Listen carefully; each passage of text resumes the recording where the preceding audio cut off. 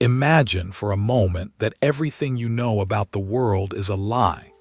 Your thoughts, your actions, your very sense of self. What if all of it is nothing more than a fragile illusion? Every belief you hold dear, every certainty you've ever clung to, begins to crumble beneath the weight of your own awareness.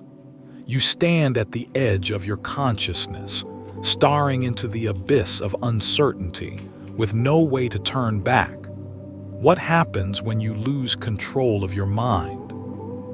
When the very foundation of reality shatters, leaving you adrift in the unknown. This is where we begin. Welcome to a mental labyrinth where every thought leads deeper into the void. The paradox of the self-aware observer. Consider the very act of observing. You think you are the one observing your own life, but what if the observer is not you? What if the mind that watches your every action, every thought, is separate from the you that believes it is in control? You are aware of your own awareness, yet can you be sure that awareness is yours? Picture yourself sitting quietly, feeling the rush of your own thoughts. You know that these thoughts are yours, yet do you? You cannot escape them, but you cannot prove that they belong to you either. Every time you look inward, you find yourself watching, but who is watching the watcher? This question, simple at first, becomes insidious as you realize the implications. If you are merely an observer of your thoughts, then who or what is truly in control? The very concept of self-awareness implies separation, an I that knows it is separate from everything else. But what happens if that separation isn't real? What if, in this very moment, the you that believes it is in control is nothing more than a character in a story being told by your own mind? The very thought that you might not be the one in control becomes a terrifying notion. What if I am being controlled, not by some external force, but by my own mind? Every action you take, every movement you make is watched, tracked, and analyzed by the part of you that isn't you at all. That part is detached, cold, indifferent, and it does not care about your well-being. It simply observes coldly and analytically as you move through the world, as you make choices that you believe are yours. But what if those choices are not yours at all? What if you are being led, guided by a mind that exists without your consent, without your awareness? This leads to the first profound question. Who is the true self? The one that acts or the one that watches? And if the watcher is not you, then what is the role of the self in the grand design of your own consciousness? Do you exist if you cannot even prove that you are the one in control of your own thoughts? The observer is you, but the observer is not you. How do you reconcile this? How do you live with the terrifying idea that your reality is not only beyond your control, but perhaps beyond your understanding? What is left when you cannot trust your own awareness? What happens when the self you cling to is revealed as a mere illusion, and the true nature of your mind remains a dark, unfathomable mystery? As you consider these thoughts, ask yourself, what is reality when you cannot trust the very foundation of your mind? The paradox of infinite regress. Imagine you're standing on the edge of a vast, endless chasm. In front of you lies a question, a simple one at first glance. Why? But as you peer closer, you see that the answer to this question leads to another, which leads to another, and so on. Each explanation demands another explanation. The deeper you dive, the more the chasm stretches, infinitely, endlessly, with no clear bottom, no foundation. This is the paradox of infinite regress. the endless chain of causes that can never be fully explained, never fully understood. At first, it seems harmless. You know the world works in cause and effect. You understand that if you drop an object, gravity pulls it downward. But why does gravity behave this way? You answer that it's because of the laws of physics. But where did these laws come from? And who set them into motion? The more you search, the more you realize that each answer is merely a step in a chain of reasoning that leads to nowhere. But let's go further. You think you understand time. After all, it moves forward, doesn't it?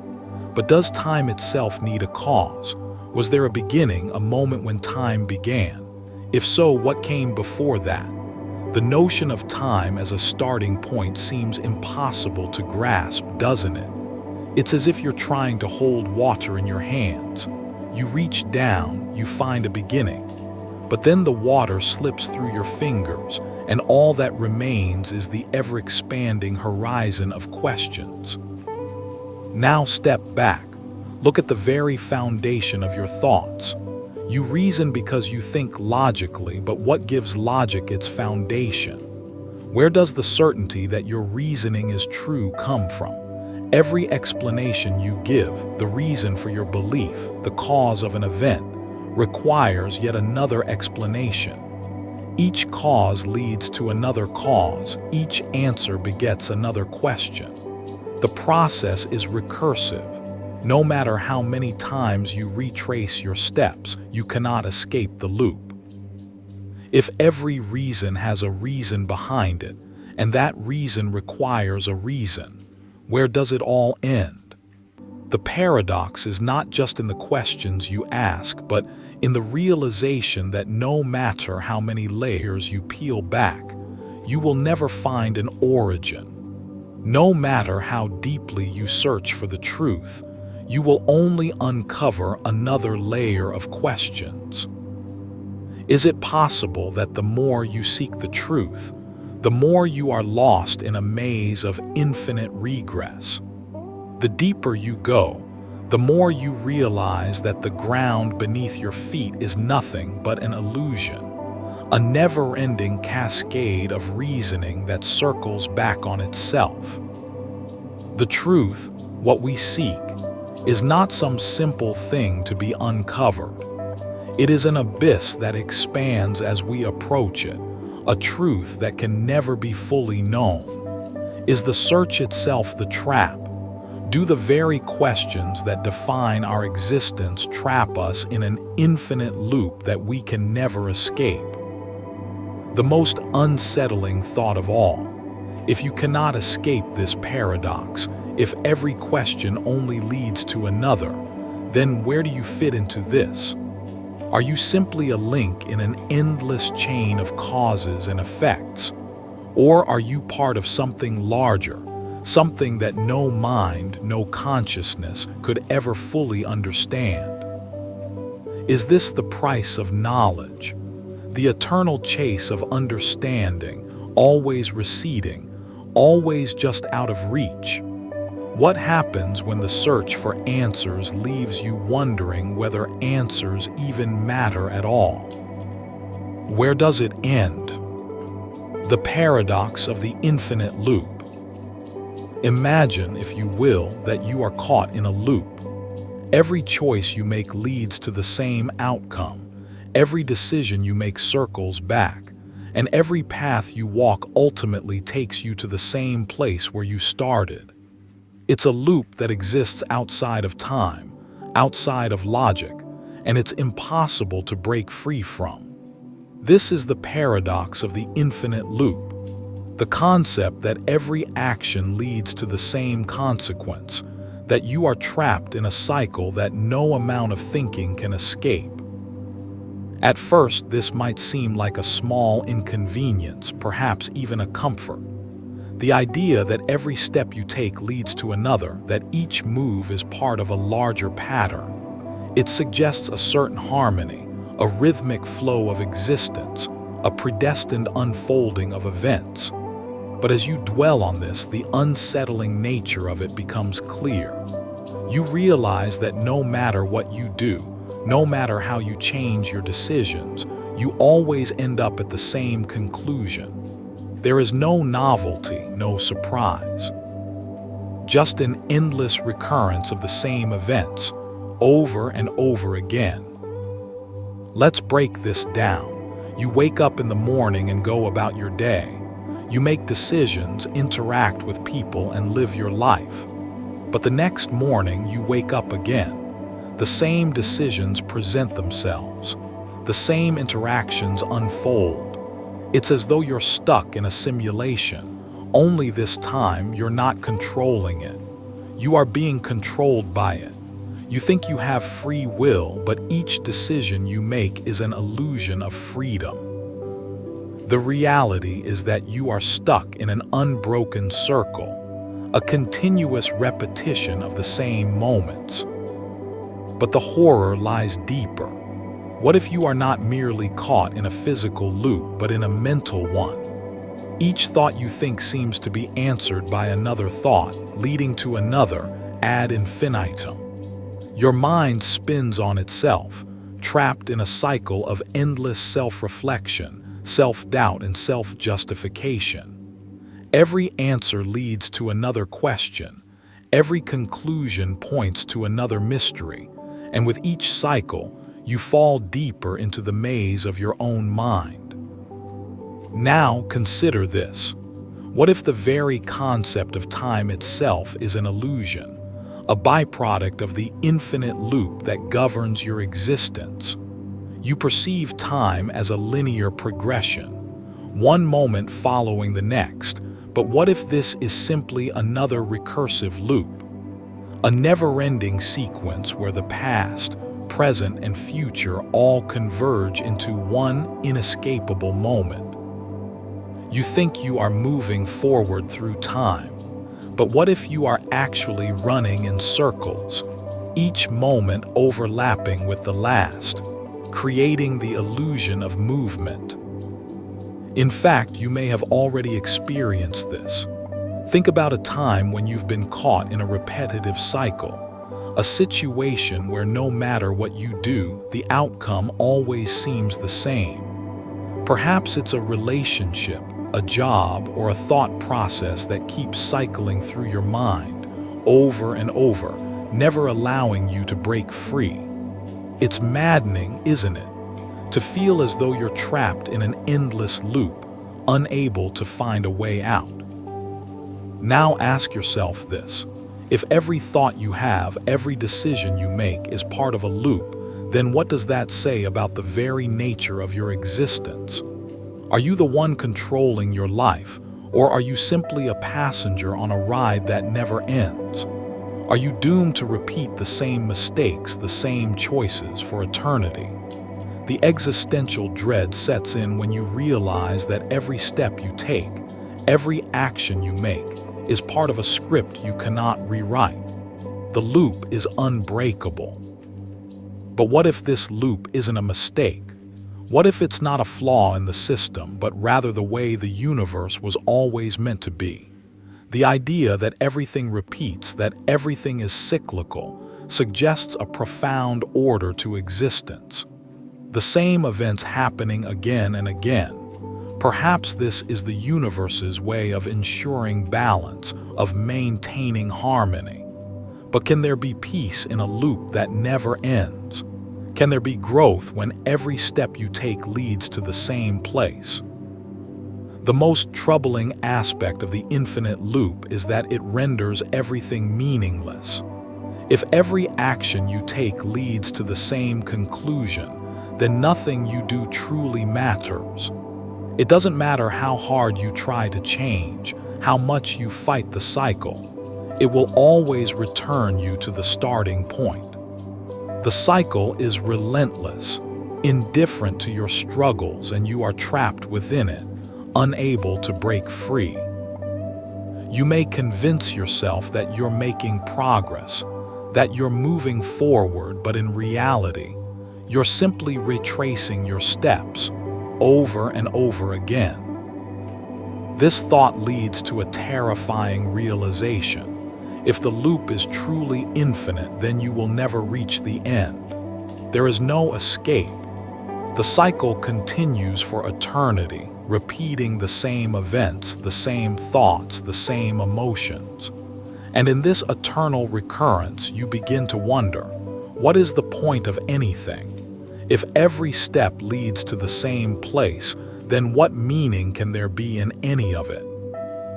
The concept of the infinite loop raises an even darker question. If everything is bound to repeat, then do we truly have free will? Are we merely going through the motions of life, following a script that has already been written for us, trapped in an endless cycle of predetermined events?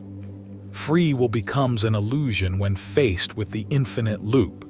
Every choice you make is just a part of the loop, a step in the chain of cause and effect that never ends. The illusion of freedom fades, and all that's left is the oppressive weight of the cycle. And yet, as unsettling as it is, the infinite loop remains. You cannot escape it. It doesn't matter how much you try to break free, how much you struggle to find meaning in your actions. The loop is inescapable and you are stuck within it, forever circling back to where you began. Each day, each moment is just a repeat of the last, a mirror reflecting the same face, the same choices, the same life. Where does this leave you? Trapped in a loop, forever repeating, forever lost? Or is the loop the very essence of existence, the universe's way of keeping us grounded in its eternal rhythm? And if there is no escape, then what is left to do? What meaning can you find in a world that never changes, where every question leads to the same answer, where every action leads to the same consequence? What does it mean when everything you do, everything you think, is nothing more than another spin in the endless loop? Where does it end? The paradox of the unknowable truth. What if everything you know, everything you have ever believed, is nothing more than a veil that hides the truth? What if the very concept of truth, of ultimate knowledge, has always been beyond your grasp, hidden in plain sight and forever out of reach? This is the paradox of the unknowable truth. The idea that some truths are simply too vast, too incomprehensible for the human mind to fully grasp, no matter how hard it tries. From the moment you are born, you are taught that truth is something to be discovered.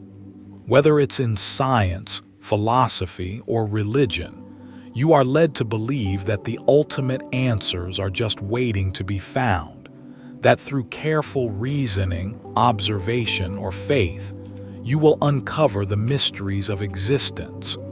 But what if these mysteries cannot be uncovered? What if the truth is not something to be discovered, but something that defies discovery? A truth so immense, so boundless, that it exceeds the limitations of your mind, your senses, your very consciousness. Consider this. You believe that you understand the world because you have been taught to perceive it in certain ways.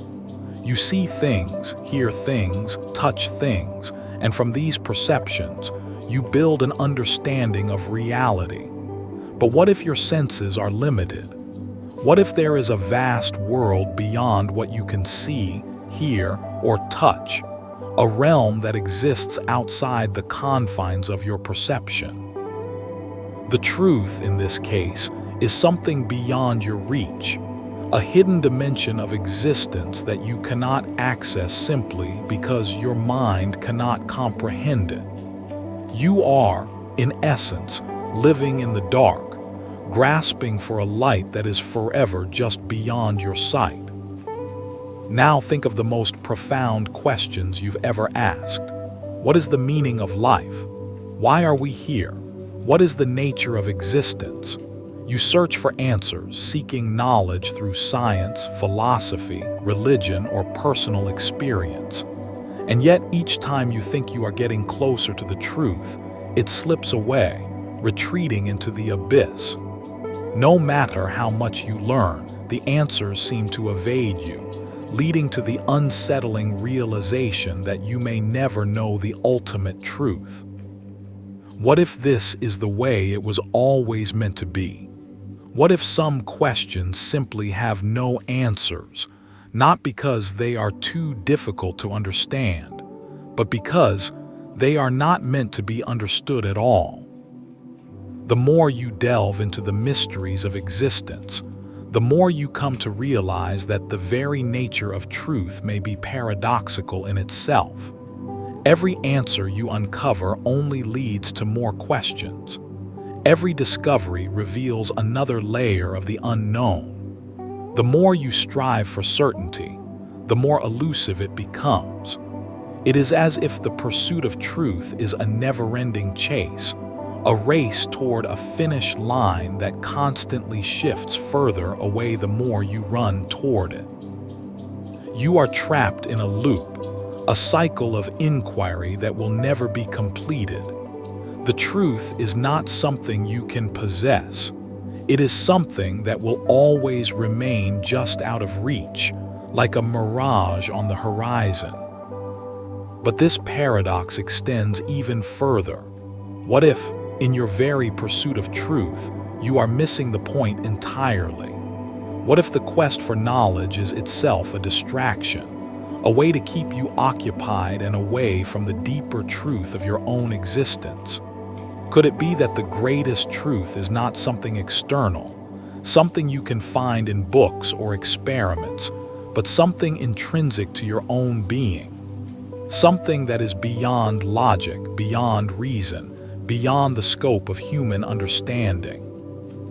What if the truth is not something you can uncover, but something you must surrender to, a truth that exists outside the framework of your mind, beyond the reach of your rational thought? Consider the implications of this for a moment. If the truth is unknowable, if it is beyond your grasp, then what does that mean for your existence? Does it render everything meaningless? If you cannot ever know the ultimate truth, what is the point of your life? Does it matter that you seek meaning, seek answers, if those answers are forever hidden from you?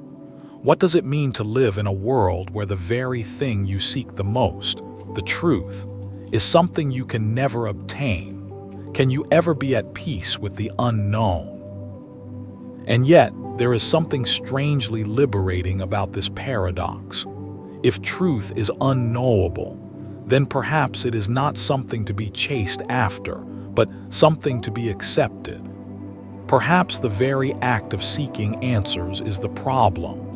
What if the truth is not something to be found, but something to be embraced in its mystery? What if the true nature of existence is not bound by the constraints of your limited perception, but exists in a way that is beyond all human understanding? If you cannot understand it, can you at least learn to accept it? Is there freedom in the unknowable? Is there peace in surrendering to the mystery of life, rather than trying to force an answer out of it? The greatest paradox of all may not be that the truth is hidden from you, but that it exists in a form that cannot be known, and in that very unknowability lies its power. As you ponder this, ask yourself, what would it be like to live without the need for certainty? To accept that the truth is not something you can possess, but something you must simply exist within. Would you be able to let go of the endless search for answers, to stop trying to fit the infinite within the narrow confines of your mind? Perhaps the real truth is this, that some questions are not meant to be answered, that the search for the unknowable truth is the greatest truth of all. Where does that leave you? The paradox of free will and determinism. What if the choices you think you are making, the decisions you believe are uniquely yours, are not truly yours at all? What if your sense of free will is nothing more than an illusion, a construct designed to make you feel in control? This is the paradox of free will and determinism. The belief that, on one hand, we are free to choose our actions, but on the other, that every choice is determined by forces beyond our control. The two ideas cannot coexist, yet here you stand, forced to live in a reality where both are true. At first glance, free will seems like a given. You make decisions every day. You decide what to wear, what to eat, what to believe. You are the one who chooses. You are the one who acts. You are the one who shapes your own destiny. But are you? Every thought you have, every impulse you feel is shaped by your biology, your environment, your upbringing. You are the sum of your experiences, your genes, and the circumstances in which you live. The very fact that you are conscious, aware of yourself and your surroundings, is a result of millions of years of evolution, a cosmic series of events that have brought you to this moment. You may believe that you are choosing freely, but what if your choices are merely the inevitable result of all the factors that have shaped you? Consider this. The very idea of choice is a product of your brain. You experience the world through your senses. Your mind interprets these experiences, and from there, you choose what to do. But the act of choosing is not as free as it seems. Your brain is constantly influenced by a multitude of factors, everything from your past experiences, to the way your neurons fire, to the biochemical processes that occur in your body. In fact, many neuroscientists argue that our actions are determined by these processes long before we consciously experience them. Your mind may feel like the author of your thoughts, but could it simply be the narrator, telling a story that has already been written? The more you think about it, the more the idea of free will becomes distorted. If your choices are the product of your biology, your culture, your environment, then how can you say they are truly free? Are you truly in control of your actions, or are you simply following a script that was written long before you were born? The fact that you may never be able to truly prove or disprove the existence of free will add to the weight of this paradox. How can you know whether you are truly free, or merely an actor in a play directed by forces beyond your control? This tension between free will and determinism is not just an intellectual debate. It has real-world consequences. If you believe that your actions are determined by forces outside of your control, how does that change your understanding of morality? If you are not truly free to choose your actions, are you responsible for the things you do? Can you be held accountable for the decisions you make? Or are you simply the product of your circumstances, your biology, your past? Now let's take this a step further. Imagine that every decision you make, every action you take is predetermined. What does this mean for the concept of self? If your choices are the result of forces beyond your control, then who are you really? Are you simply a vessel for these forces, a puppet whose strings are pulled by an unseen hand? The idea of self-determination becomes meaningless if you cannot prove that your will is actually free. Without the ability to choose freely, what happens to your identity? But here, where the paradox deepens, even if you accept that your actions are determined, there is still a sense of agency that you cannot ignore. You still feel as though you are making choices. You still feel as though you are deciding your path, regardless of the underlying mechanisms that shape those decisions.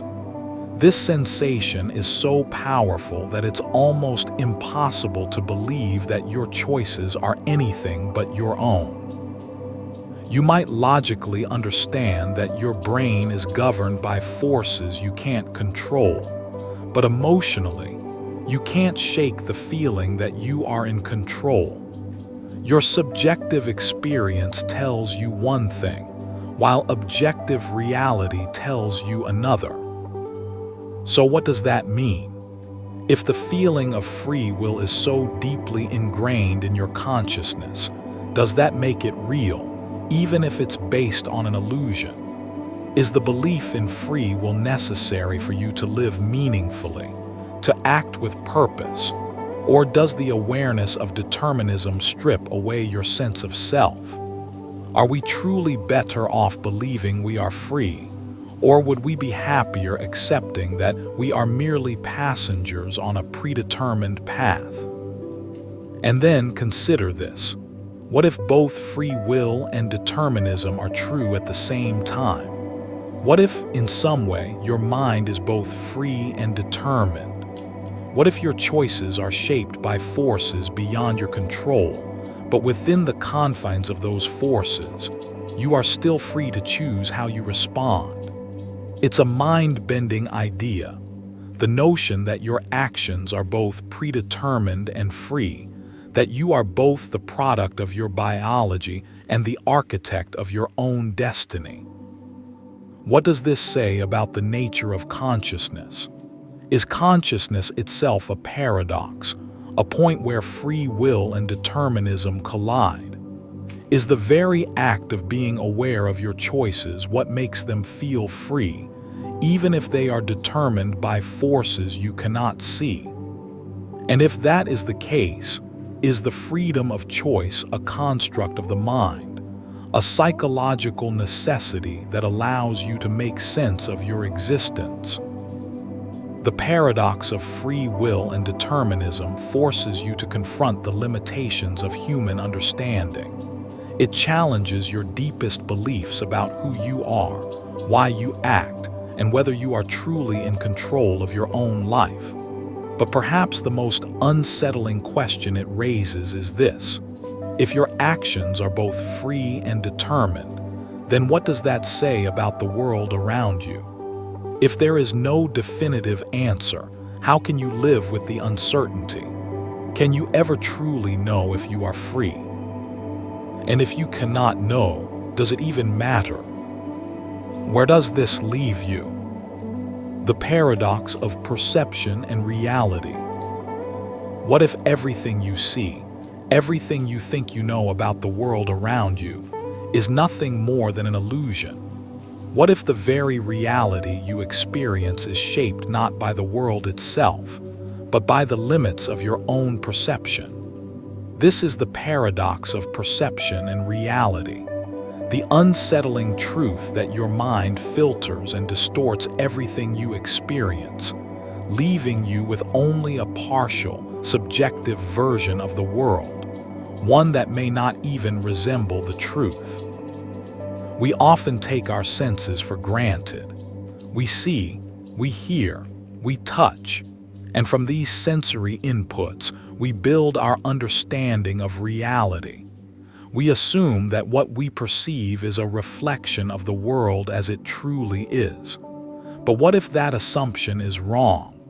What if your senses are not windows into the objective world, but mirrors that distort and warp everything they touch?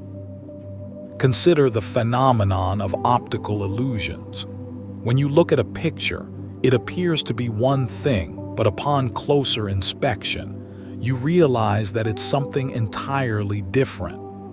Your brain, in its attempt to make sense of the world, fills in the gaps with assumptions, with patterns, with expectations. What you thought was reality is actually a construction of your mind, a projection of what your senses believe to be true.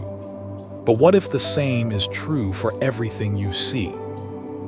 What if your entire perception of the world is nothing more than an illusion, a trick of the mind? Now let's dig deeper into the nature of perception. You see the color red, and you think that the world is simply reflecting that color back to you. But how do you know that your experience of red is the same as someone else? You don't. The color red might look different to you than it does to someone else, and yet you both call it the same thing. Your senses are deeply subjective, and your perception of reality is filtered through the lens of your own biology, your own experiences, and your own mental framework. Even if two people look at the same object, they might be seeing entirely different versions of it. What you call red might not even exist as an objective reality. It's simply the way your brain interprets wavelengths of light. You and everyone else are living in your own individual version of reality, one that is shaped not by the world, but by the way your mind processes the information it receives. But it doesn't stop there. Our senses are not infallible. They can be deceived. Think about the way you perceive depth in a painting or the way you hear a sound from a distance. Your mind fills in the gaps, interpreting the data from your senses in ways that make sense to you, even if they don't reflect the objective truth. And while this ability to interpret the world is useful, it's also deeply flawed. Your perception is shaped by your personal biases, your cultural background, and your previous experiences. Your understanding of the world is not purely objective. It's influenced by the way you've been conditioned to see things. Now let's take this a step further. Imagine that everything you believe to be true, the laws of physics, the existence of other people, the passage of time, is filtered through the same subjective lens. How do you know that the reality you experience is the true reality? You don't. What if everything you perceive, everything you experience, is simply a mental construct, a projection of your own mind? What if reality, as you understand it, is nothing more than a dream? The things you touch, the things you hear, the things you believe to be real, are they truly real, or are they simply figments of your mind's imagination? The very nature of perception raises troubling questions about the objective world. If our senses are unreliable and our minds are biased, then can we ever truly know what the world is like outside of our own experience? Can we ever know what reality is in itself, independent of the lens through which we perceive it? Or are we forever trapped in our own subjective reality, unable to access the world as it truly is? Now consider this. What if perception itself is the ultimate filter, the ultimate veil that keeps us from understanding reality? What if the world as it truly is, the objective reality, is something that is beyond human comprehension, something that exists outside the realm of perception? In that case, all of our experiences, all of our beliefs, all of our understanding of the world would be meaningless in the face of the true reality. We would be like blind men trying to describe an elephant, each of us grasping only a tiny part of the whole, but never able to see the entire picture. This brings us to a terrifying realization. If our perception is all we have, then how can we ever know what is truly real? If we can't trust our senses, if we can't trust our minds, then can we ever trust anything? The world you see around you, the reality you take for granted, might not even exist in the way you think it does. The very fabric of existence could be an illusion, a dream from which you can never wake. The deeper you delve into this paradox, the more the walls of reality begin to close in on you. You start to question everything you've ever known, every belief you've ever held. What is truth if we can't even trust our own perceptions? What is the nature of reality if all we know is filtered through the lens of our own minds? How do we know that the world we see is the world that actually exists? And yet, despite all of this, you continue to live as if what you see is real. You continue to make decisions based on the reality that you perceive, even though that reality may not be real at all. Is it not strange that we, as human beings, can live in a world of illusion and still find meaning, still find purpose, still find a reason to exist? The paradox of perception and reality is not just a philosophical puzzle. It's a question that challenges the very foundation of your existence. If your perception is all you have, then what does that say about the nature of your life? Where does this leave you? How can you live in a world where everything you see may be a lie? Can you ever truly know what is real? Or are you forever condemned to live in a reality that is filtered through the lens of your own mind? The paradox of time and eternity. What if time, as you understand it, is nothing more than a fleeting illusion? What if eternity exists not as a future destination, but as an ever-present reality that has always been here, just beyond your perception? This is the paradox of time and eternity, the paradox that questions not only how you experience time, but whether time, as you know it, even truly exists.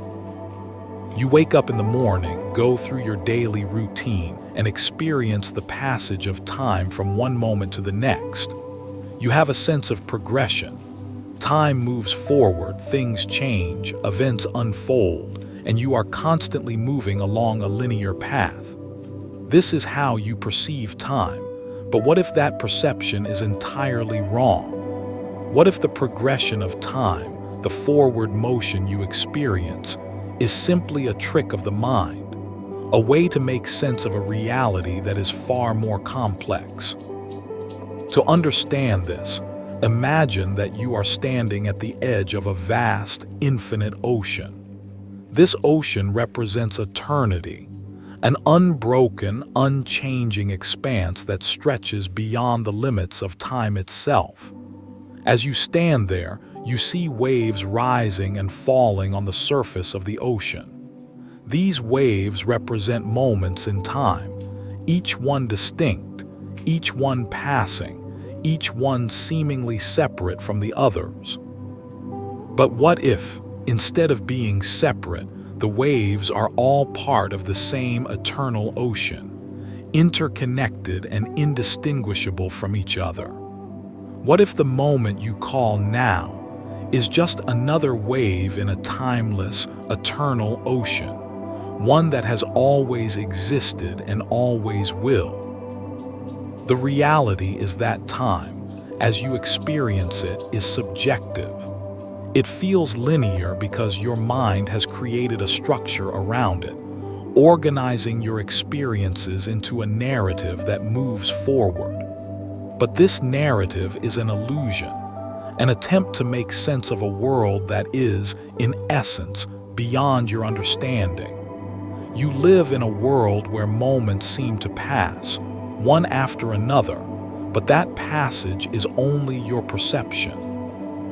In truth, the past, present, and future may all exist at once, not as distinct moments, but as an ever-present reality, all unfolding simultaneously. Think about how you experience the present. You are here in this moment reading these words. But what is this moment? Is it truly just this instant in time, this brief flicker of existence? Or is it part of a larger, eternal reality that transcends the limits of your perception? The very act of thinking about time forces you to perceive it in a linear way. But what if the idea of now is just another illusion, a construct that your mind uses to understand the flow of events? This brings us to the heart of the paradox. If time is an illusion, then what is eternity? In your mind, eternity is something that exists beyond time.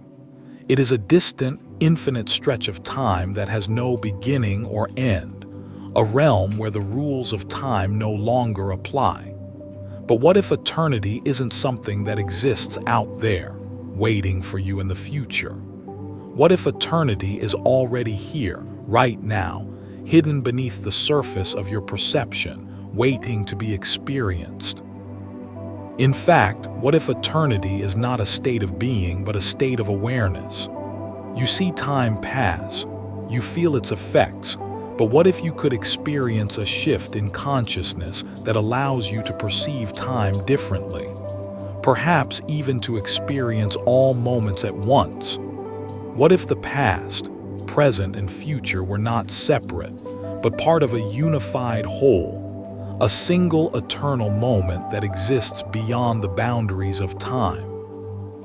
The more you try to grasp time, the more you realize that it is like trying to hold water in your hands. It slips through your fingers, receding into the distance, leaving you with only the illusion of its existence. The real horror of this paradox is not that time is an illusion, it is that you cannot escape it. Time seems to control your life, dictating your every action, your every thought. The ticking of the clock, the passing of the days, the aging of your body, these are all reminders that you are bound by time. But what if this is all an illusion?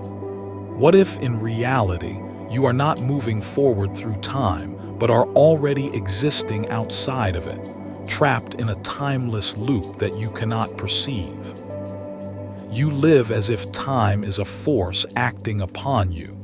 But what if you are simply part of the eternal ocean, drifting through the waves, unaware of the timeless reality beneath? And yet, as you experience time passing, you also experience the weight of your own mortality. You know that one day time will come to an end for you, that you will cease to exist in this world.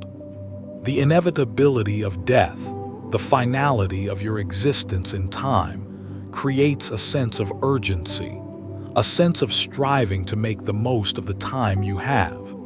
But what if death itself is nothing more than a transition, a shift in your awareness from the temporal to the eternal?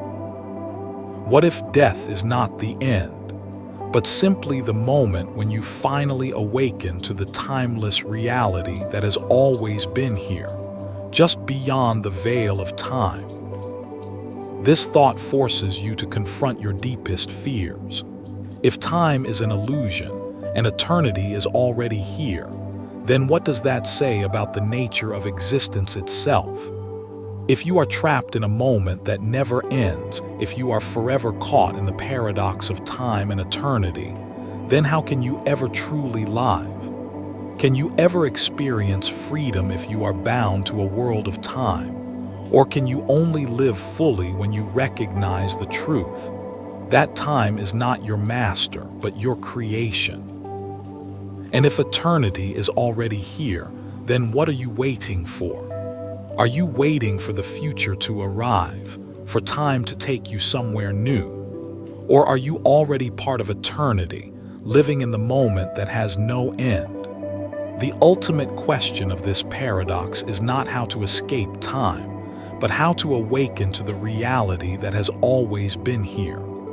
How can you live in a world where time is an illusion and eternity is all around you, waiting to be discovered?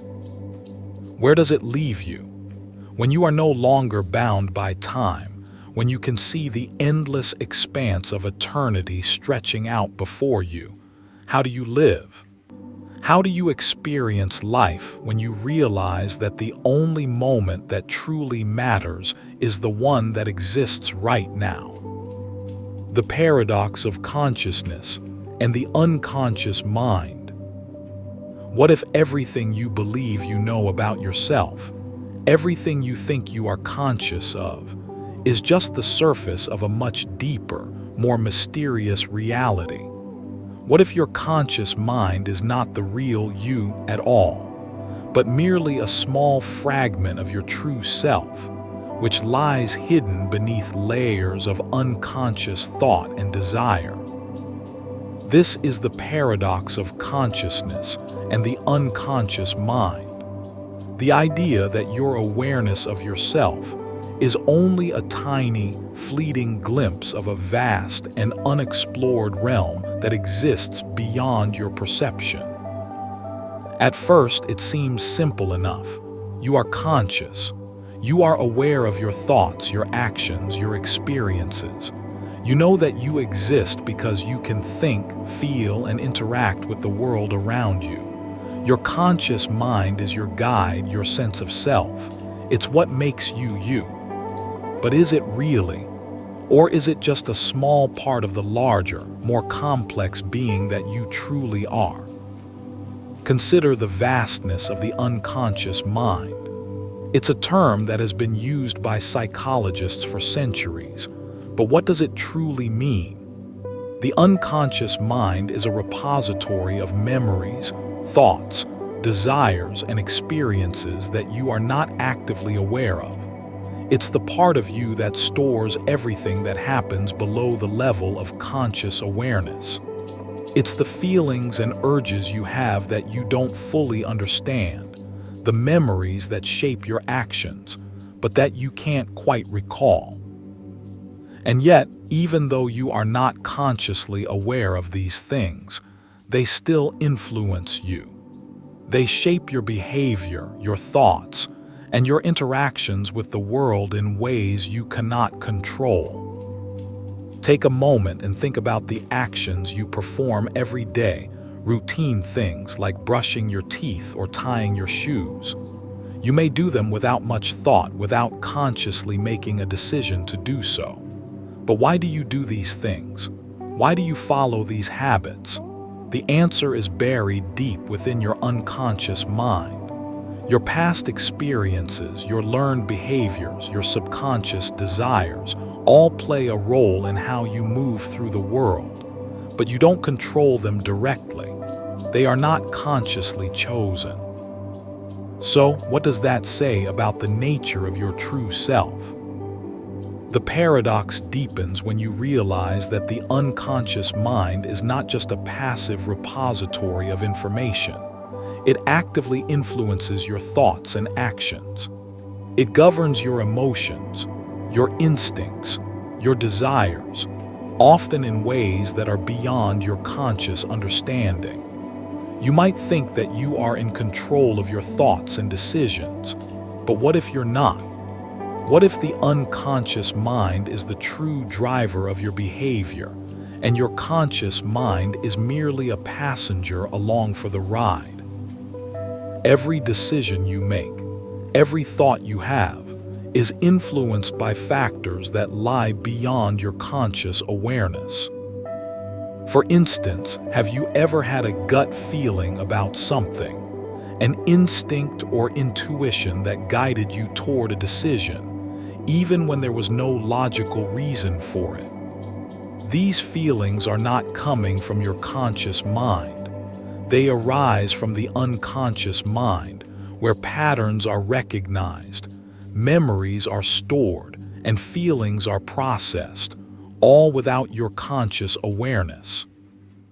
It's as though your unconscious mind is constantly working in the background, processing information, guiding your choices, while you remain blissfully unaware of its influence.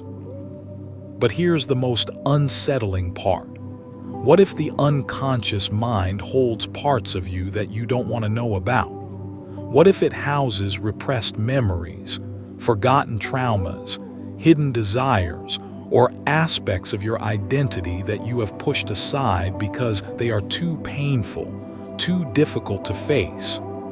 The unconscious mind can be a dark and dangerous place, filled with things you would rather not confront. And yet, even though you are unaware of it, it has the power to shape your actions, your thoughts, and your emotions in ways you cannot control. The unconscious mind holds all the things you have hidden from yourself, and this raises a chilling question. If you are unaware of the vast majority of who you truly are, then how do you know who you really are at all? How can you trust your conscious self when it is only a fraction of the whole, a small piece of a much larger and more complex reality? If your unconscious mind governs so much of your behavior and your identity, then how much of what you think you know about yourself is truly authentic? How much of yourself is actually a reflection of the unconscious forces that shape you? Now, consider the relationship between the conscious mind and the unconscious mind. The conscious mind believes it is the master of your thoughts and actions. But what if this is an illusion? What if the conscious mind is not in control at all? What if the unconscious mind is the true source of your thoughts, your behaviors, your decisions, and your sense of self? You may think that you are making choices, but what if those choices have already been made for you, deep in the recesses of your unconscious mind, before you even realize they are happening? In many ways, the conscious mind is like an actor on a stage, playing a part without fully understanding the script. It is only aware of what is happening in the moment, but it cannot see the entire play. The unconscious mind, however, is the true playwright. It has written the script, it has set the stage, and it has set everything into motion. The actor, the conscious mind, is simply following along, believing it is in control, when in reality, it is merely a participant in a much larger drama. So here lies the paradox. If the unconscious mind is the true driver of your behavior, your identity, and your actions, then what does that say about your sense of free will? How can you truly be in control of your life if the most important parts of you are hidden from view? If your desires, your fears, your memories, and your very identity are shaped by forces you cannot see, then how can you ever be truly free? But what if the unconscious mind is not something to fear, but something to embrace? What if, by understanding the unconscious forces that shape you, you can gain greater control over your life? What if, by bringing the hidden parts of yourself into consciousness, you can become a whole person, free from the tyranny of your repressed desires and forgotten traumas? Is this the key to true self-awareness? To reconcile the conscious and unconscious minds, to unite the fragments of your identity into a cohesive whole? And so, the final question remains. If the unconscious mind governs so much of your being, what is the true nature of the you that you think you know? If you are not the master of your own mind, but rather a participant in a larger, hidden process, then who are you really? Where does that leave you? The paradox of the observer and the observed. What if the act of observing something changes the very nature of what you observe? What if, in trying to understand the world around you, you are, in fact, altering it? This is the paradox of the observer and the observed. The realization that the very act of perceiving reality is not a passive experience, but an active force that shapes and influences the world in ways you cannot comprehend. Consider this. You are looking at a tree. You see its branches sway in the wind, its leaves rustle in the breeze, and its bark textured with the marks of time. You believe you are observing the tree as it truly is, an objective reality that exists independent of your perception. But is that really true? What if your very act of observing the tree alters its existence? What if, in looking at the tree, you are changing it in ways that you cannot see, in ways that challenge your understanding of reality? This is not simply a philosophical musing. It is a profound question that has been explored by scientists and philosophers alike. In quantum mechanics, for example, there is the well-known concept of wave-particle duality, the idea that subatomic particles can exist as both waves and particles, depending on whether they are being observed. The mere act of measurement forces these particles to collapse into a specific state, changing their behavior and nature. The observer is not a passive entity. The observer is an active participant in shaping the reality they perceive. The universe, it seems, is not a fixed entity, but a fluid, ever-changing phenomenon that is influenced by the act of observation itself. But the paradox goes deeper. The more you reflect on the relationship between the observer and the observed, the more you begin to realize that the distinction between the two may not even exist.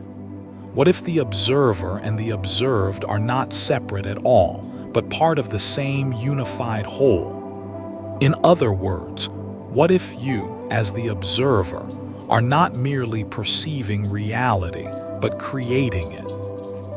What if the very act of observing something brings it into existence, shapes it, and defines it in ways that you cannot fully understand? This is not merely a theoretical question. It has real-world implications. Think about the way you interact with other people. When you observe someone, when you interact with them, you are not simply perceiving them as they are. You are shaping their experience, their sense of self, and their actions. Every glance, every word, every gesture you make influences how they respond to you and to the world around them. In this sense, you are not just an observer, but a co-creator of reality, shaping not only your own experience, but the experiences of those around you. Now consider this. What happens when you look at yourself? When you reflect on your own life, your own actions, your own thoughts, what are you really observing? Is the self you perceive the same as the self you truly are? Or is it a distorted reflection of your own mind? Are you, as the observer of your own life, influencing the way you experience yourself? Is your sense of self, your identity, simply a construct of your own perception, constantly shifting and changing depending on how you choose to observe it? This brings us to a chilling realization. If you, as the observer, are actively shaping your own reality, then how much of what you experience is truly authentic? How much of your perception of the world, of yourself, is a result of your own mental filters, your own biases, and your own desires? The very act of observing becomes a lens through which you interpret and filter everything around you, and in doing so, you may be distorting the very nature of what is real. The observer is not separate from the observed. The distinction between the two is an illusion. In reality, they are intertwined, inseparable, and mutually dependent. When you observe the world, you are not merely an external entity looking in.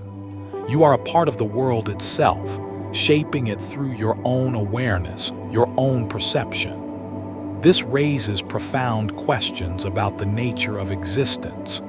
If the observer and the observed are one and the same, then what is the true nature of reality? Is reality something that exists independently of us? Or is it something that we create through our awareness? And if reality is created through our awareness, then what does that say about the power we hold as individuals? If we are the creators of our own experience, then what does it mean for us to be conscious, to be aware, to observe? Do we have the power to shape the world around us in profound ways, to influence not only our own lives, but the lives of others? Or are we simply caught in a web of observation, unable to escape the influence of our own perception? The more you think about it, the more unsettling this paradox becomes. If observation is not a passive act, but an active force that shapes reality, then what does that say about the way you experience the world?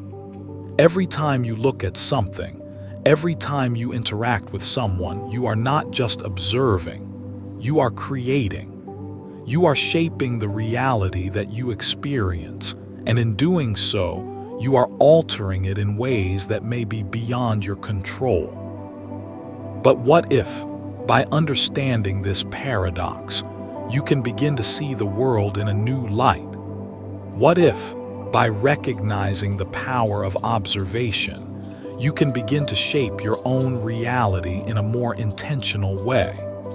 What if the act of seeing the world differently, of becoming more aware of your own influence on the world, could lead to a deeper understanding of yourself and the universe? And so, the question remains, if the observer and the observed are one and the same, then what is the true nature of reality? Are we the creators of our own experience, or are we simply caught in a never-ending cycle of perception, shaping and being shaped by the world around us? Where does this leave you? The paradox of knowledge and ignorance. What if the more you learn, the less you truly know? What if the pursuit of knowledge itself is not the path to enlightenment, but the beginning of an endless spiral into deeper ignorance? This is the paradox of knowledge and ignorance, the unsettling realization that the more we strive to understand the world, the more we uncover how little we actually know. The more you seek to grasp the truth, the further it seems to slip away. At first, this might seem counterintuitive. You live in a world where knowledge is power, where learning is the key to success and understanding. The more you know, the better equipped you are to navigate the world, to make informed decisions, to improve yourself and your life. But what if this is a lie? What if the more you learn, the more you realize that there is an infinite amount of information out there, and no matter how much you know, you will never be able to know everything? What if knowledge itself is a burden, not a blessing, a curse that forces you to confront the vastness of your own ignorance? Consider this: every time you learn something new, you are presented with a multitude of new questions. With each discovery, new mysteries emerge, new areas of ignorance that were previously hidden. You may uncover a truth, but that truth only leads to more questions, more unknowns. The more you understand about the universe, the more you realize how little you truly grasp. It's like standing on the edge of an ocean, looking out over the vast expanse of the unknown. You may have a small boat and a paddle, but the ocean stretches far beyond your reach. And the more you explore, the more you realize that the horizon will always be just out of reach. This is the paradox. The pursuit of knowledge does not lead to certainty, but to more uncertainty. The more you seek to understand the world, the more you realize that for every answer, there are 1,000 more questions. No matter how much you know, there is always more to learn, always more to discover.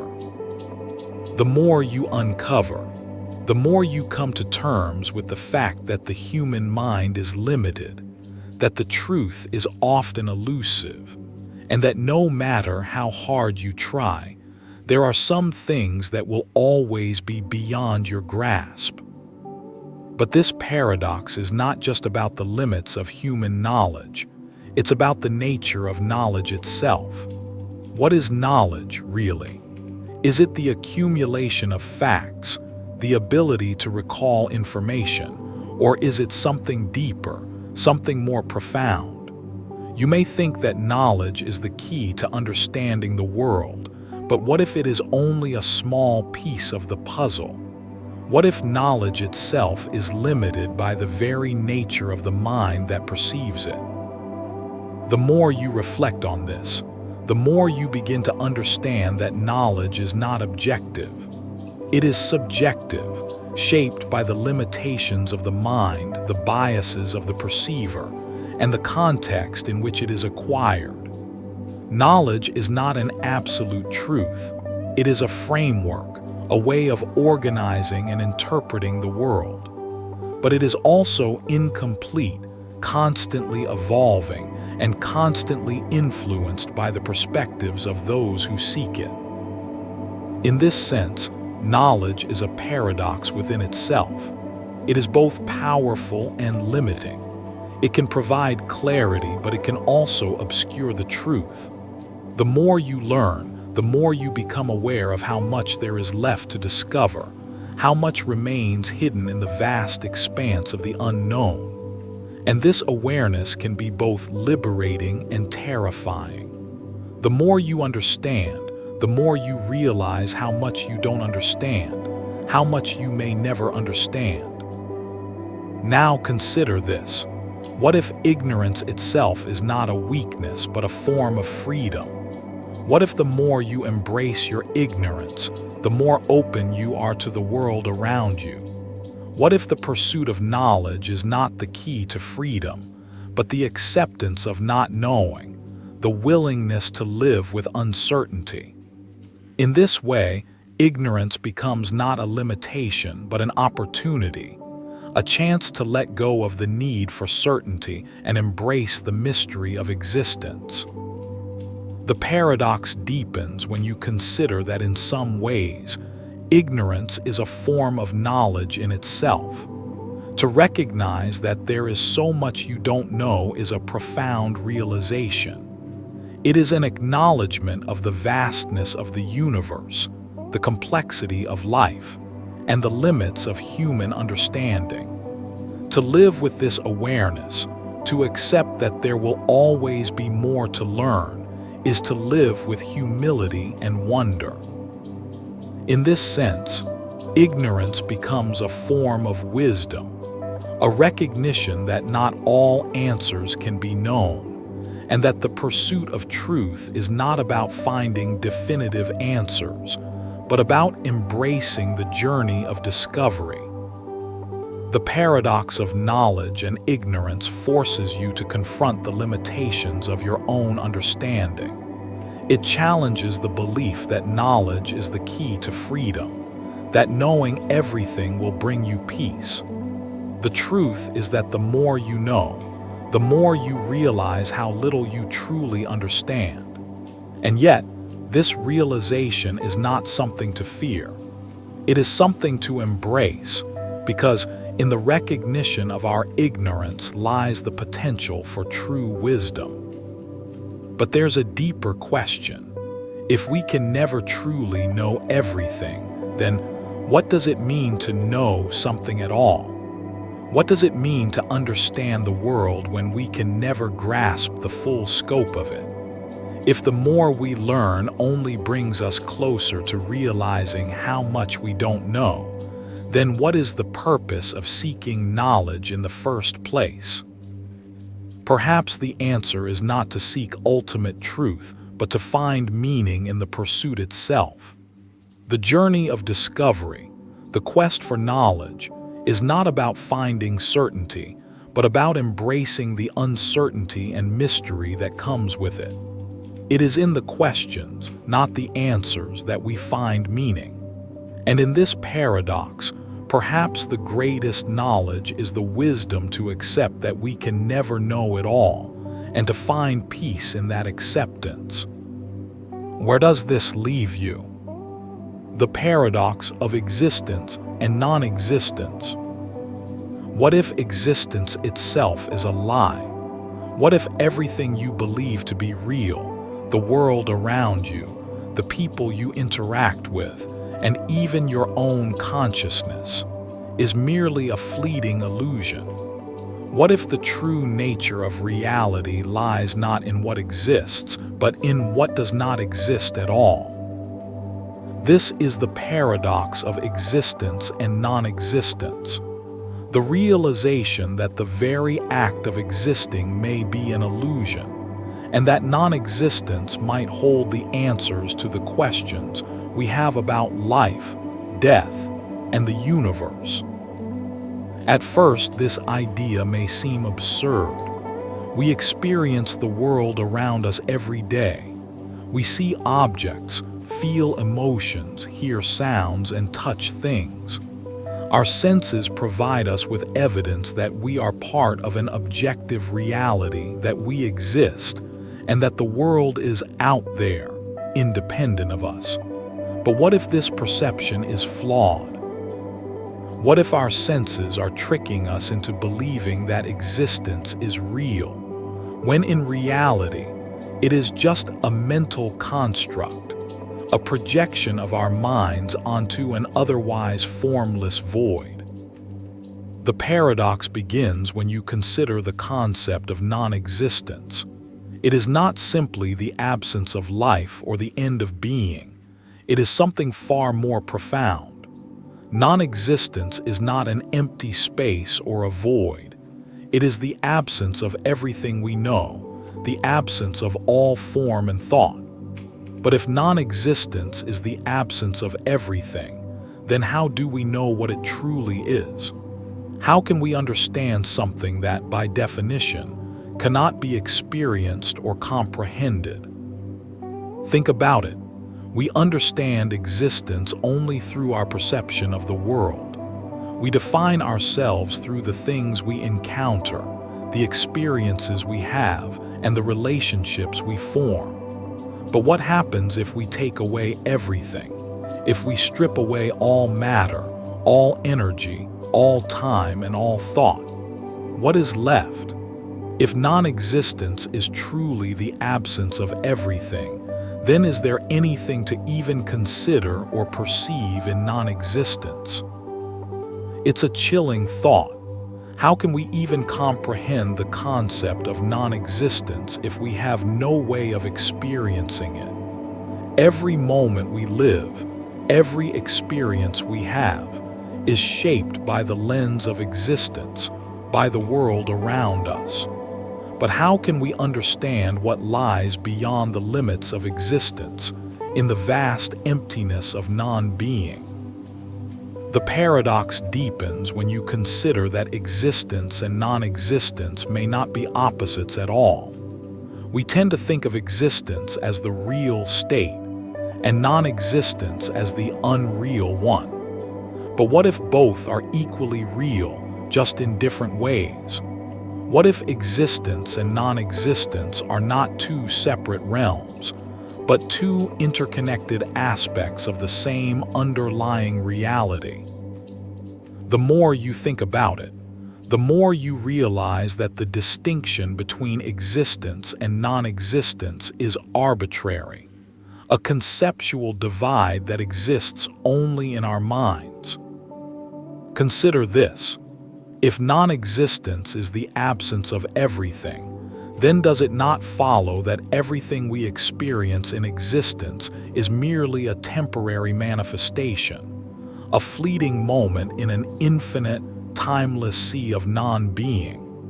What we call life may simply be a brief flicker in the grand scope of existence, a tiny spark that illuminates the darkness before vanishing into the void. We may see ourselves as permanent, as real, as substantial beings.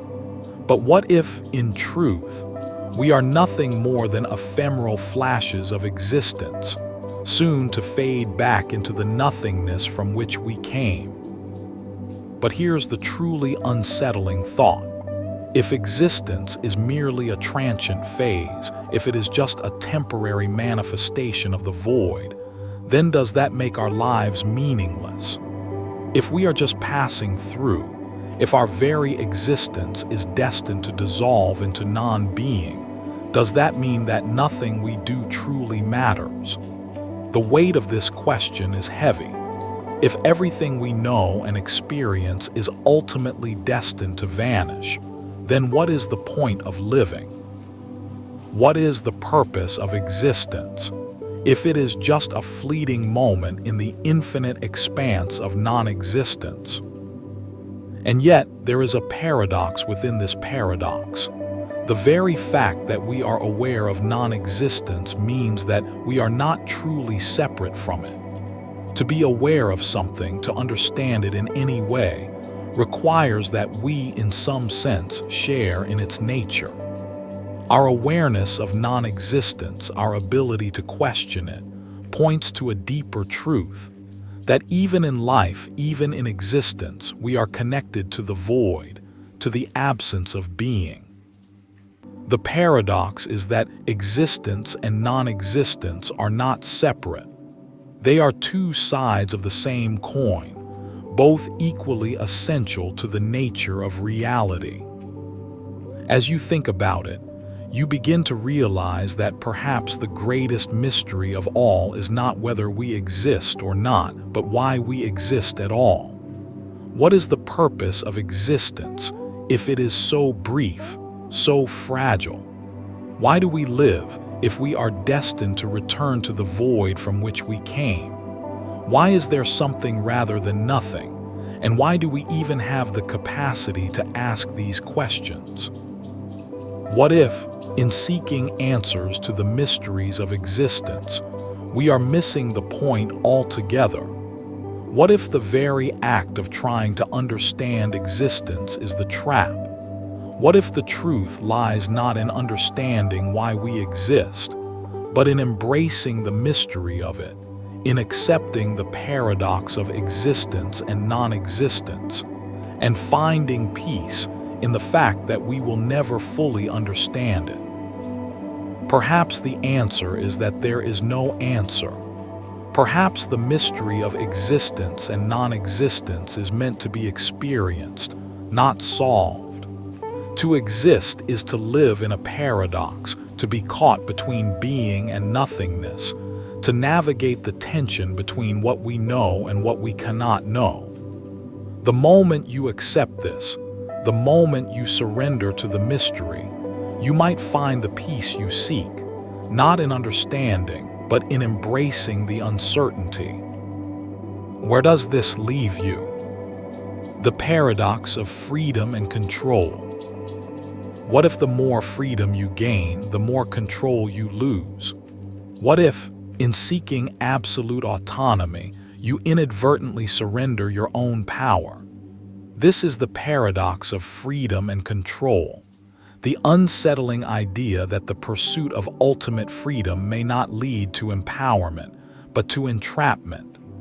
The more we seek to break free from the constraints of society, of tradition, of expectation, the more we become slaves to the very forces we sought to escape. At first, the concept of freedom seems simple enough. You are free when you are unbound by restrictions, free to make your own choices, free to live without interference. Freedom is the ultimate goal, the highest aspiration. You dream of a life where you are in complete control of your own destiny, where no one tells you what to do, where no forces outside of yourself dictate the course of your life. But what if this dream is not a gift, but a trap? Consider this. The more freedom you have, the more choices you must make. Every decision becomes an exercise in power and control. At first, this seems empowering. But what happens when the weight of constant choice becomes too much to bear? What happens when every decision you make brings with it its own set of consequences, its own responsibilities? What if freedom isn't simply the absence of constraints, but the imposition of endless options, each one requiring action, commitment, and sacrifice? The very idea of freedom implies that you are in control of your choices. But how much control do you really have when every choice you make brings about a cascade of new possibilities, new responsibilities, and new outcomes? In truth, each choice you make brings with it a loss of control. The more you try to control your life, the more you realize that you cannot escape the consequences of your decisions. In seeking freedom, you may have only traded one form of control for another. Think about the systems we live in, the societal structures, the norms, the expectations. These are constraints, yes, but they also provide a sense of order, a framework within which you can make decisions. They create boundaries, but they also create clarity. In a world where every choice is possible, where everything is open to you, you may find yourself paralyzed by the sheer number of options. Without boundaries, without constraints, your sense of self can become fragmented, lost in the endless possibilities that freedom offers. Now take a moment to reflect on the choices you make every day. You choose what to eat, where to go, what to wear, how to spend your time. With every decision, you exercise your freedom. But how often do you stop and consider how much of your freedom is shaped by forces beyond your control? The brands you buy, the social circles you move in, the media you consume, these are all external forces that influence your choices, even though you may think you are free to choose. Your freedom is often shaped by the very systems you seek to escape. This is the paradox of freedom and control. The more you try to escape control, the more you find that your freedom is limited by the very forces you sought to escape. In trying to break free from the constraints of society, you become bound by the need for endless choice. And with every choice, you become more and more aware of the limitations of your control. The paradox is not that you are free, but that the more freedom you seek, the more you realize that freedom is an illusion. True freedom may not be the absence of control, but the ability to embrace the constraints that make life meaningful. Consider the nature of power. Power is often seen as the ability to control, to shape the world according to your will. But what if power is not about control at all? What if true power is the ability to accept the limitations that come with freedom, to recognize the forces that shape your life and work within them?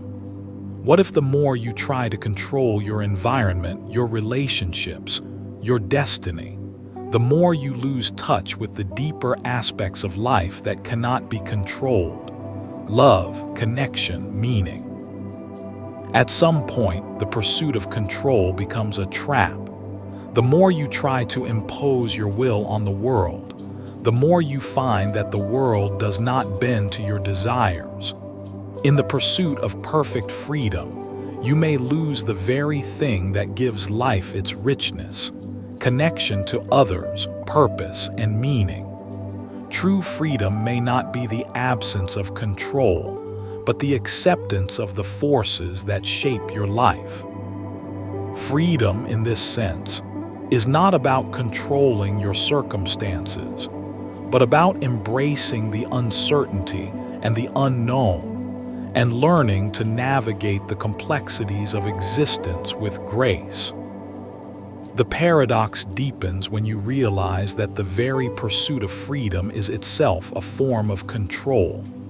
You want to be free, to live life on your own terms, but in doing so, you may find yourself locked into a pattern of striving, of seeking, of never being satisfied with what you have. The more freedom you gain, the more you crave, until you realize that the pursuit of freedom itself has become a prison. You are free to choose, but you are also free to be trapped by your own desires for more, for better, for different. So, what does this mean for you? How do you navigate a world where freedom is both a gift and a curse? How do you reconcile the desire for autonomy with the reality that true freedom is not about controlling your circumstances, but accepting the limitations that come with being human? Perhaps the answer lies not in the pursuit of perfect freedom, but in the ability to accept the inherent limitations of life and find peace within them. The paradox of freedom and control forces you to confront your deepest desires and fears. It challenges the belief that more freedom means more control, and instead invites you to question what it means to truly be free. Is freedom about control, or is it about surrendering to the forces that shape your life and finding peace within those constraints? In a world where everything seems within reach, the greatest freedom may be found not in the ability to control everything, but in the ability to accept the things you cannot change and live with them. Where does this leave you? The paradox of certainty and doubt. What if the more certain you are about something, the less you truly know? What if the act of being certain is the greatest obstacle to understanding? This is the paradox of certainty and doubt. The idea that certainty, far from being the ultimate goal, may be the very thing that traps you in ignorance. The more you cling to certainty, the less open you are to the possibilities, the complexities, and the deeper truths that lie beyond the surface of your understanding. At first, certainty seems like a simple, desirable quality.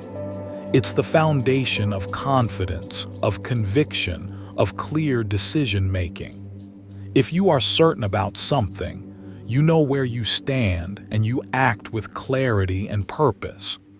Certainty provides you with direction, with a sense of stability in an otherwise chaotic world. But what if this desire for certainty, this need to be absolutely sure about everything, is the very thing that limits your ability to grow, to learn, and to see the world as it truly is? Consider this. You are certain that the sun will rise tomorrow. You have no doubt about it. You have witnessed it rise every day of your life, and you trust the laws of physics to ensure that it will rise again. But what if one day you discover that your certainty was built on assumptions, on patterns, on things you cannot truly prove? What if, in your certainty, you have ignored the deeper complexity of the universe, the unknown variables, the forces that you cannot see or understand? In your certainty, you have built a belief system that is solid and unshakable. But what if that belief system is incomplete, fragile, and ultimately false? The paradox lies in this. The more certain you are, the more you close yourself off to the possibility that you might be wrong. Certainty demands that you draw clear lines, that you define things in black and white, but the world is rarely so simple. The world is complex, nuanced, and filled with contradictions. When you are certain, you are no longer open to questioning, to exploring, or to evolving. Certainty, in this sense, becomes a prison, a cage that limits your capacity for growth and understanding. The more you hold on to your certainty, the less you are able to see the world as it truly is. Now consider doubt. Doubt is often seen as the enemy of certainty, the thing that causes confusion, hesitation, and indecision. But what if doubt is the very thing that leads to true knowledge? What if doubt is not something to be avoided, but something to be embraced? Doubt is the spark that ignites curiosity, the fuel that drives exploration, the open door through which new ideas and deeper truths enter your mind. It is only when you doubt, when you question your assumptions, when you are willing to accept that you don't have all the answers, that you begin to truly understand the world around you. Doubt forces you to confront the limitations of your knowledge, to acknowledge that there is always more to learn, always more to explore. It opens you up to the complexity of life, the gray areas where certainty cannot reach. Doubt is not a weakness. It is the key to intellectual freedom, to the ability to see beyond the surface and uncover the deeper truths that lie beneath. When you embrace doubt, you open yourself to new perspectives, to new ways of thinking, and to new possibilities. But here's the paradox. When you embrace doubt, you lose your certainty. And in losing your certainty, you may feel unmoored, lost, and uncertain about everything. Without certainty, you may feel like you are floating in an ocean of ambiguity, with no clear direction or anchor. The more you question, the more you realize how little you truly know, and the more you are confronted with the vastness of your ignorance. It can be a terrifying experience to face the reality that you don't have all the answers, that you may never have all the answers. But perhaps this is the point. Perhaps true wisdom is not about being certain, but about living with uncertainty. It is the willingness to embrace the unknown, to accept that you will never have all the answers, and to find peace in that acceptance. True understanding comes not from certainty, but from the ability to live with doubt, to hold multiple perspectives in your mind, and to navigate the complexity of life with humility and openness. The paradox deepens when you consider that certainty and doubt are not opposites at all. They are two sides of the same coin, each one necessary for the other. Certainty without doubt becomes rigid and inflexible, while doubt without certainty becomes paralyzing and disorienting. The key is not to reject one in favor of the other, but to find a balance between them, a balance that allows you to be confident in your beliefs while remaining open to new information, new perspectives, and the possibility that you might be wrong. So where does this leave you? If the pursuit of certainty leads to ignorance, and the embrace of doubt leads to wisdom, how do you navigate the tension between the two? How do you live in a world where certainty feels comforting, but doubt leads to growth? The answer may lie not in seeking absolute certainty, but in cultivating the courage to live with uncertainty, to embrace the unknown, and to find meaning in the questions rather than the answers. And here's the final, unsettling thought. What if, in our quest for certainty, we are missing the point altogether? What if true understanding is not about having the right answers, but about asking the right questions? What if the paradox of certainty and doubt is not something to be solved, but something to be lived? Where does this leave you? The paradox of self-knowledge and the unknown self. What if the more you try to understand yourself, the more you realize that you cannot truly know who you are?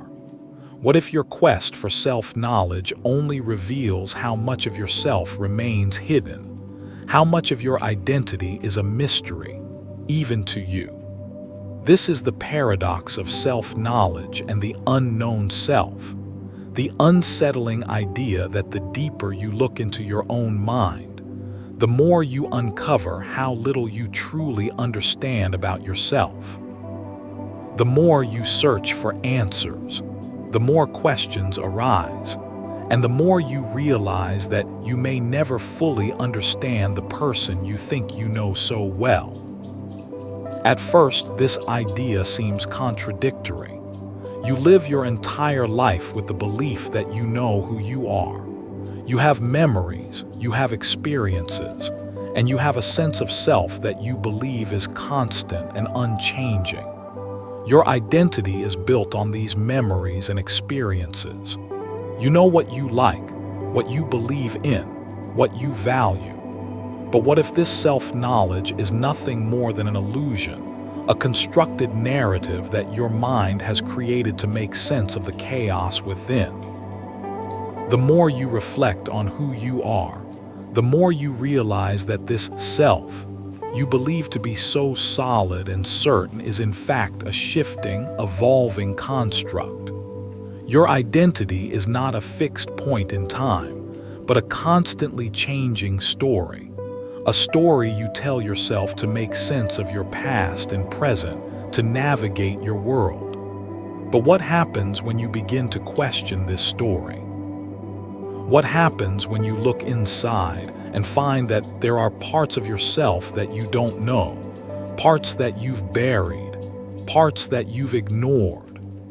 What happens when you realize that your understanding of yourself is based on incomplete, fragmented pieces of information? Consider this. How much of your life is shaped by unconscious influences, by memories and experiences that you are not actively aware of? Your behavior, your desires, your fears. How much of them are truly yours, and how much are the product of conditioning, of external influences, of repressed memories that you cannot consciously access? The truth is that you are not fully in control of your own mind.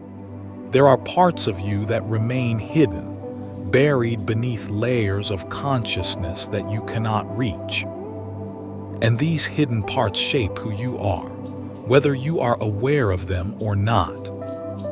But here's the true paradox.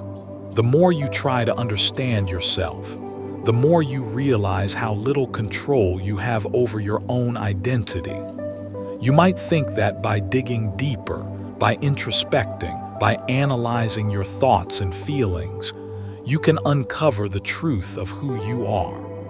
But what if, in doing so, you are only uncovering fragments, pieces of a puzzle that can never be completed? What if the more you try to know yourself, the more you realize that the self you seek to understand is always out of reach, always just beyond your grasp? The more you search for the true you, the more you begin to see how much of yourself is unknowable. The more you delve into your past, your desires, your fears, the more you uncover hidden layers that you cannot fully understand. You may uncover repressed memories or desires that you didn't even know existed. Or you may realize that the things you thought you knew about yourself were merely projections of your mind, not the true reflection of who you are. The deeper you go, the more complex and mysterious the self becomes, until you reach the unsettling realization that you may never fully understand who you are. This paradox extends to the very nature of self-awareness. You are aware of your thoughts, your feelings, and your actions, and yet, how much of that awareness is truly accurate? You observe yourself from a distance, but how much of what you observe is distorted by your own biases, your own fears, your own desires? Can you ever truly separate yourself from the lens through which you view the world? Can you ever truly see yourself as you are, free from the filters that your mind imposes upon you? And what of the future? How much of your identity is shaped by who you think you will become? How much of your self-knowledge is based on projections of the future, on ideas and aspirations that may never come to pass? The person you imagine yourself to be in the future is just as much a part of the illusion as the person you believe yourself to be now. Your identity is not fixed. It is fluid, shaped by the stories you tell yourself and the expectations you place on the future. But what if the person you think you will become is just as unknowable as the person you are now? The more you reflect on it, the more you realize that the very act of trying to understand yourself is an endless pursuit. You can never fully know who you are, because the you seek to understand is constantly changing, constantly evolving. You are not a static entity. You are a fluid, dynamic being, shaped by your experiences, your thoughts, and your interactions with the world. But the more you try to grasp that fluidity, the more you realize that it slips away, that the self you seek to understand is always in motion, always beyond your reach. The ultimate question, then, is this: if you can never fully know yourself, if the true you is always hidden, always shifting, then what does it mean to be you at all? Who are you, really, if the essence of who you are is unknowable? What is the point of trying to understand yourself if the more you search, the more you realize that the self is not a fixed thing, but a never-ending journey of discovery and rediscovery? Perhaps the answer lies not in trying to understand the true self, but in embracing the mystery of the self. Perhaps the key to self-knowledge is not to seek a final, complete answer, but to accept that the journey of self-discovery is ongoing, ever-evolving, and ultimately unknowable. In accepting the unknowability of the self, you may find the freedom to live without the need for a fixed identity, without the pressure to define yourself in absolute terms. And here lies the greatest paradox of all. The more you embrace the uncertainty of who you are, the more you begin to understand yourself in a deeper, more meaningful way. The journey towards self-knowledge is not about finding definitive answers, but about learning to live with the questions, to embrace the mystery, and to accept that the only true certainty is that you will never fully know who you are. Where does this leave you? The paradox of change and permanence. What if the only constant in life is change itself? What if, despite the apparent fluidity of existence, there is something deeper, something eternal that remains unchanged no matter how much the world around you shifts? This is the paradox of change and permanence. The idea that while everything in your life may be in a state of flux, there is an underlying foundation that remains fixed, something invisible, unchanging, and eternal. At first glance, change seems to be the defining feature of life. The seasons change, people grow older, societies evolve, and the world constantly shifts beneath our feet. It is a comforting thought to believe that everything is transient, that nothing lasts forever, that time moves forward in an irreversible march. After all, if nothing lasts forever, then nothing is permanent, and you are free to experience life in its full, fleeting beauty. But what if this idea of perpetual change is an illusion? What if, beneath the ever-changing surface of life, there is a deeper layer of permanence, something that remains untouched by the passage of time? You may look at the world around you and see constant motion, the ebb and flow of life, the rise and fall of civilizations, the endless cycle of birth and death. But what if these changes are merely the surface ripples of something much more profound? The paradox lies in this. You can't experience change without something permanent to mark it against. If everything were in a constant state of flux, how would you even recognize change? How would you measure progress, growth, or decay? Change is only meaningful when there is something that remains the same, something that acts as a reference point, a foundation upon which change can occur. Take the example of time. You experience time as a linear progression, one moment following another, each moment different from the last. But if time were purely fluid, if it were truly an endless stream with no fixed points, would you even perceive it as time? Would you be able to recognize moments, to distinguish between the past, the present, and the future? Time, in this sense, depends on permanence. Without something fixed to mark its passage, time would be meaningless. It is only because of the constancy of certain aspects of reality, like the movement of the stars, the rise and set of the sun, or even the rhythm of your own heartbeat, that you can recognize time's passage at all. Now let's explore the idea of permanence itself. What is permanent? In your life, there are things that you consider unchanging, your memories, your core beliefs, your identity. But even these things change. Your memories may fade or become distorted over time. Your beliefs may evolve as you encounter new ideas. Your sense of self may shift as you grow and experience the world. Even your perception of what is permanent changes as you move through life. But what if the idea of permanence is not about the things you hold onto, but about the underlying essence of existence itself? What if the true nature of permanence is not found in specific things, but in the very fact that there is something at all? The universe is in a constant state of flux, but the fact that the universe exists, this fact, in and of itself, remains unchanged. The physical world is constantly in motion, but the existence of matter, energy, and time, the fundamental building blocks of reality, remains constant.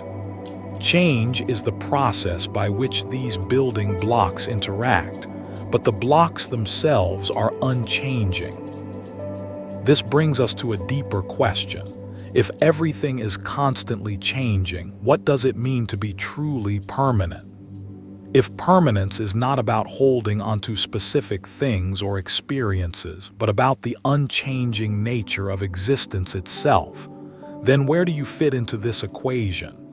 You are constantly changing. Your body ages, your thoughts evolve, your desires shift. But in that change, you are still, in some way, the same. Your awareness, your consciousness, is the one constant that remains throughout your lifetime. You may change, but the act of perceiving, the awareness of change, is always present.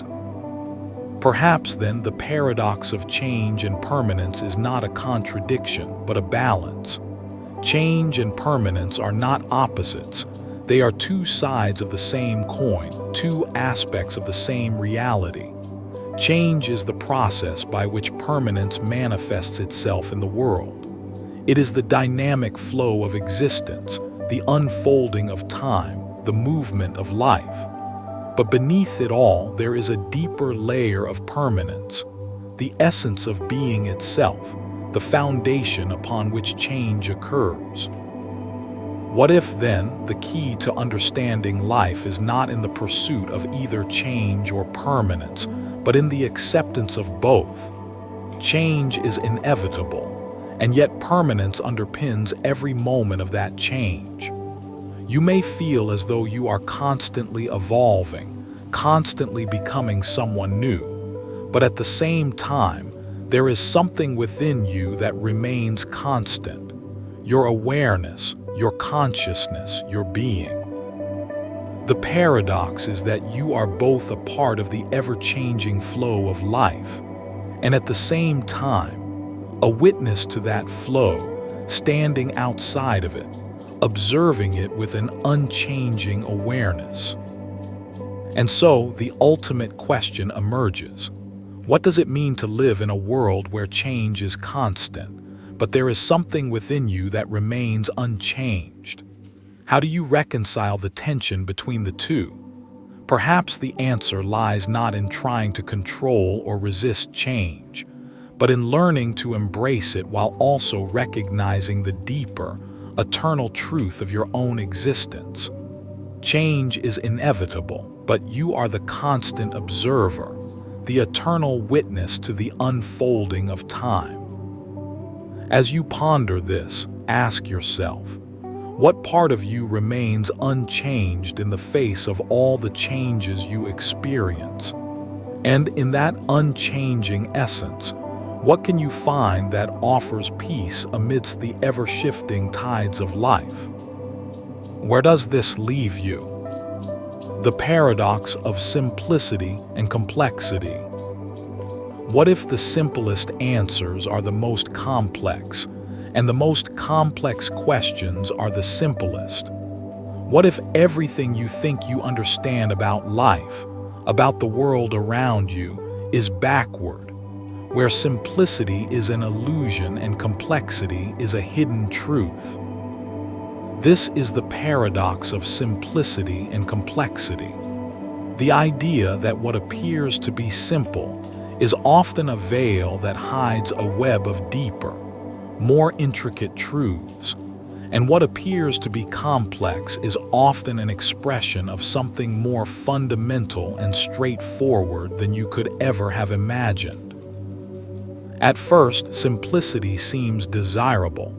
We are drawn to simple solutions, to clear answers, to straightforward paths. Simplicity brings comfort. It's easy to understand, easy to follow, and easy to digest. When life is complicated, when things don't make sense, we long for simplicity. We yearn for clarity, for straightforward truths that offer us a sense of control and security. But what if simplicity is not the solution to life's complexity, but rather a reflection of our inability to fully grasp the true nature of reality? The more you look at the world, the more you begin to realize that everything simple is often more complex than it appears. Take the idea of love, for instance. Love is often portrayed as a simple emotion, something pure and straightforward. But the deeper you explore love, the more you discover that it is tangled up in a complex web of desires, fears, expectations, and insecurities. What seems like a simple feeling is actually an intricate, multifaceted experience that shifts and changes over time, shaped by both conscious and unconscious forces. Love, in its truest form, cannot be reduced to a simple explanation. It encompasses a vast array of emotions, experiences, and actions, all of which are influenced by factors that are often beyond our understanding. The paradox deepens when you consider the complexity of the world around you. The universe is full of intricate systems and processes that seem impossible to grasp in their entirety. You look at the stars, at the vastness of space, and you see a seemingly chaotic expanse of energy, matter, and time. Yet beneath the surface, there are laws, patterns, and structures that govern everything. The more you learn about the universe, the more you realize that it operates according to rules that are both elegantly simple and unfathomably complex. Every system, from the formation of galaxies to the behavior of subatomic particles, exists in a delicate balance that is both simple and intricate at the same time. But what if the true complexity of the universe lies not in the vastness of its size, but in the simplicity of its essence? What if the entire universe, with all of its chaos and intricacy, is ultimately governed by a single, underlying principle, a truth that is so simple, so fundamental, that it cannot be fully comprehended? What if all the complexity we perceive is merely a manifestation of something more straightforward and elegant than we could ever imagine? This brings us to a crucial question. Is complexity merely a result of our perception, a product of our limited understanding of the world? Or is it a true reflection of reality, something that exists independent of our perception of it? The paradox lies in this tension. What seems simple is often far more complicated, and what seems complicated may, in reality, be much simpler than it appears. Take, for example, the complexity of human existence. You experience your life as a continuous series of thoughts, emotions, actions, and interactions, all of which seem to form a complex, interconnected web. Your relationships, your career, your beliefs, everything feels complicated, layered, and difficult to navigate. But when you step back and look at the bigger picture, you might realize that everything you do, every action you take, is ultimately driven by a few simple, fundamental desires. The desire for love, for connection, for meaning, for survival. In this sense, the complexity of human life is an expression of simple, universal human needs. It is our perception, our consciousness, that makes life seem so complicated. The truth is, much of what you experience in life is driven by a few basic principles that are hidden beneath the surface. This paradox also extends to the realm of problem solving. You encounter a difficult situation, something that seems overwhelmingly complex, and you search for a solution. You dive deep into the problem, analyze every detail, consider every possible angle, and come up with a complicated, multifaceted solution. But what if the simplest answer is the one you missed? The one that you overlooked because it seemed too obvious, too easy to be the right answer. The more you complicate things, the more you distance yourself from the simple truth that may have been staring you in the face the entire time. The more you try to dissect complexity, the more you realize that it often resolves itself into something simple. The solution to a complex problem may not be a convoluted set of steps, but a single, elegant insight that makes everything else fall into place.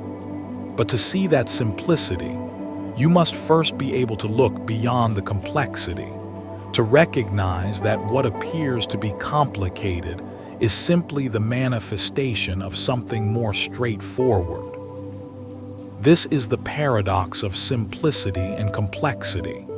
The more you delve into the complexity of the world, the more you realize that it is built on a foundation of simplicity. The more you dissect life, the more you uncover the simple truths that lie beneath the surface. And yet, even in the simplicity, there is complexity. A dynamic interplay of forces and patterns that give life its richness and depth. The ultimate question, then, is this: can you ever truly comprehend the nature of reality? Or are you doomed to live in a world where simplicity and complexity are constantly in tension, constantly shifting, constantly revealing and hiding each other in an eternal dance?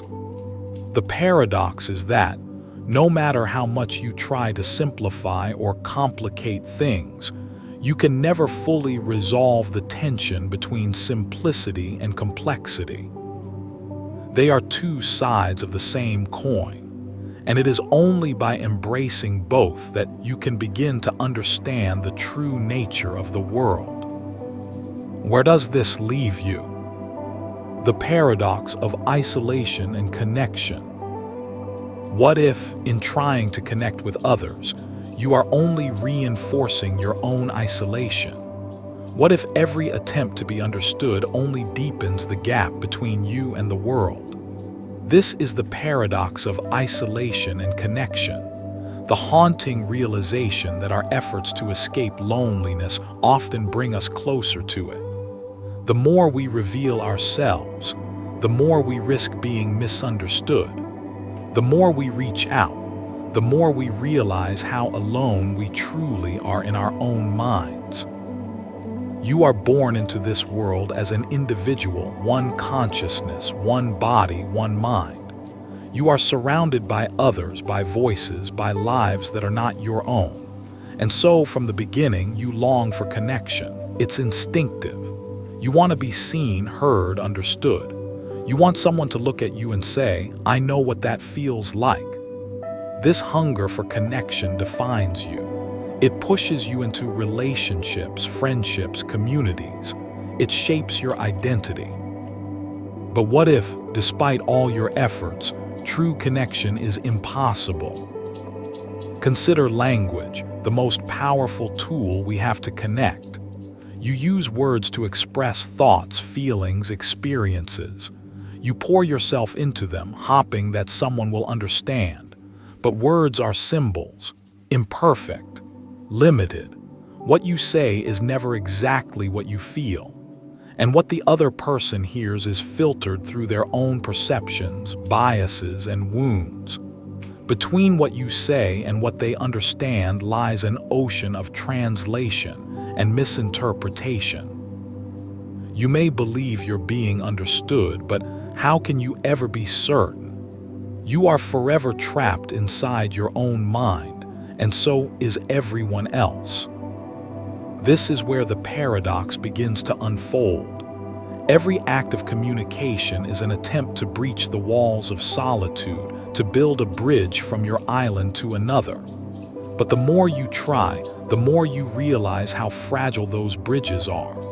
Even when someone says, "I understand," do they really? Can they truly grasp your pain, your joy, your memories, your exact experience of the world? No matter how close you become to someone, partner, parent, friend, there are parts of you they will never touch. Thoughts you cannot articulate, feelings too vast for language. And so, even in the most intimate connection, a gap remains. Yet we don't stop trying. Why? Because even the illusion of connection is powerful. It gives us purpose. It gives us comfort. To feel seen, even incompletely, is better than not at all. But here's the darker truth. The more you depend on others for that feeling of connection, the more you risk losing yourself. You begin to shape your words, your actions, your very identity around what others expect, what they can understand, what makes you feel accepted. Slowly, subtly, you begin to hide the parts of yourself that don't fit. You trade authenticity for relatability. You connect, but at the cost of your truth. And then you are alone again. Not in the way you were before, but worse, because now you are isolated even from yourself.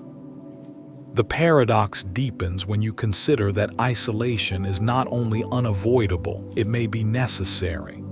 In your most private thoughts, in your most personal feelings, you are alone.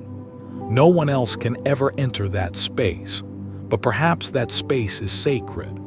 Perhaps it is the source of your creativity, your uniqueness, your insight. In that silence, in that solitude, something deeper stirs, something untouched by the noise of connection. What if your isolation is not a flaw, but a feature? What if it is the very thing that allows you to be human? But here, where it gets even more complicated, despite this isolation, despite the walls that separate every mind from every other, you still feel connected to others. You see someone cry and you feel something. You hear a piece of music and it resonates with a pain you've never spoken. You read a poem from a stranger long dead and it echoes a feeling you thought only you had. How is that possible? How can isolation and connection coexist so completely? The answer may lie in the fact that our deepest experiences, grief, love, fear, wonder, are universal even if the details differ. The language we use is flawed, but the emotions are not. There are moments when something bypasses language, bypasses thought, and moves directly from one human being to another. In these moments, connection is not built, it is remembered. It's as if, beneath the surface of all our separateness, we are made of the same thing. But these moments are rare, fleeting. We chase them, but they cannot be forced. And so the paradox remains. The more we seek connection, the more we risk distorting ourselves to achieve it. But without seeking it, we feel adrift. We are torn between the desire to be understood and the need to protect the parts of ourselves that cannot be explained. So what should you do? Do you stop trying to connect? Do you embrace your solitude and let the walls around you thicken? Or do you continue, knowing that every attempt to be understood is also a risk of being misunderstood? Perhaps the answer is not in choosing one or the other, but in learning to live in the tension between the two. To connect deeply, you must first be alone with yourself. To be truly seen by another, you must first see yourself. And to offer that vision honestly, you must accept that some parts of you will never be fully translated, never be fully known. But still, you share them. Not because you believe they will be understood, but because sharing itself is an act of faith. And maybe that's enough. Maybe the paradox doesn't need to be solved. Maybe it needs to be held, like a fragile truth that lives between the words we say and the silences we keep. Where does this leave you? The paradox of identity and the mask. What if the person you believe yourself to be is just a mask? What if the identity you cling to, the you show to the world, is nothing more than a performance, an illusion so convincing that even you've come to believe it's real? This is the paradox of identity and the mask, the unnerving truth that who you are may not be who you are at all, and that the more you try to define yourself, the more you lose touch with your real self, if such a thing even exists. You move through life with a name, a personality, a set of beliefs and preferences. You describe yourself with words: introvert, extrovert, thinker, feeler, artist, realist. You tell stories about your past and build hopes for your future. You assemble pieces of memory, trauma, culture, and desire into something coherent, something that feels like you. But where does this sense of self come from? Is it truly internal, or is it assembled from the expectations of those around you? From an early age, you begin to wear masks. At home, one version of you emerges. At school, another. At work, yet another. These masks are not necessarily lies, they are adaptations. You present what is necessary to be accepted, to belong, to survive. You learn quickly what parts of yourself are rewarded, which are ignored, which are punished.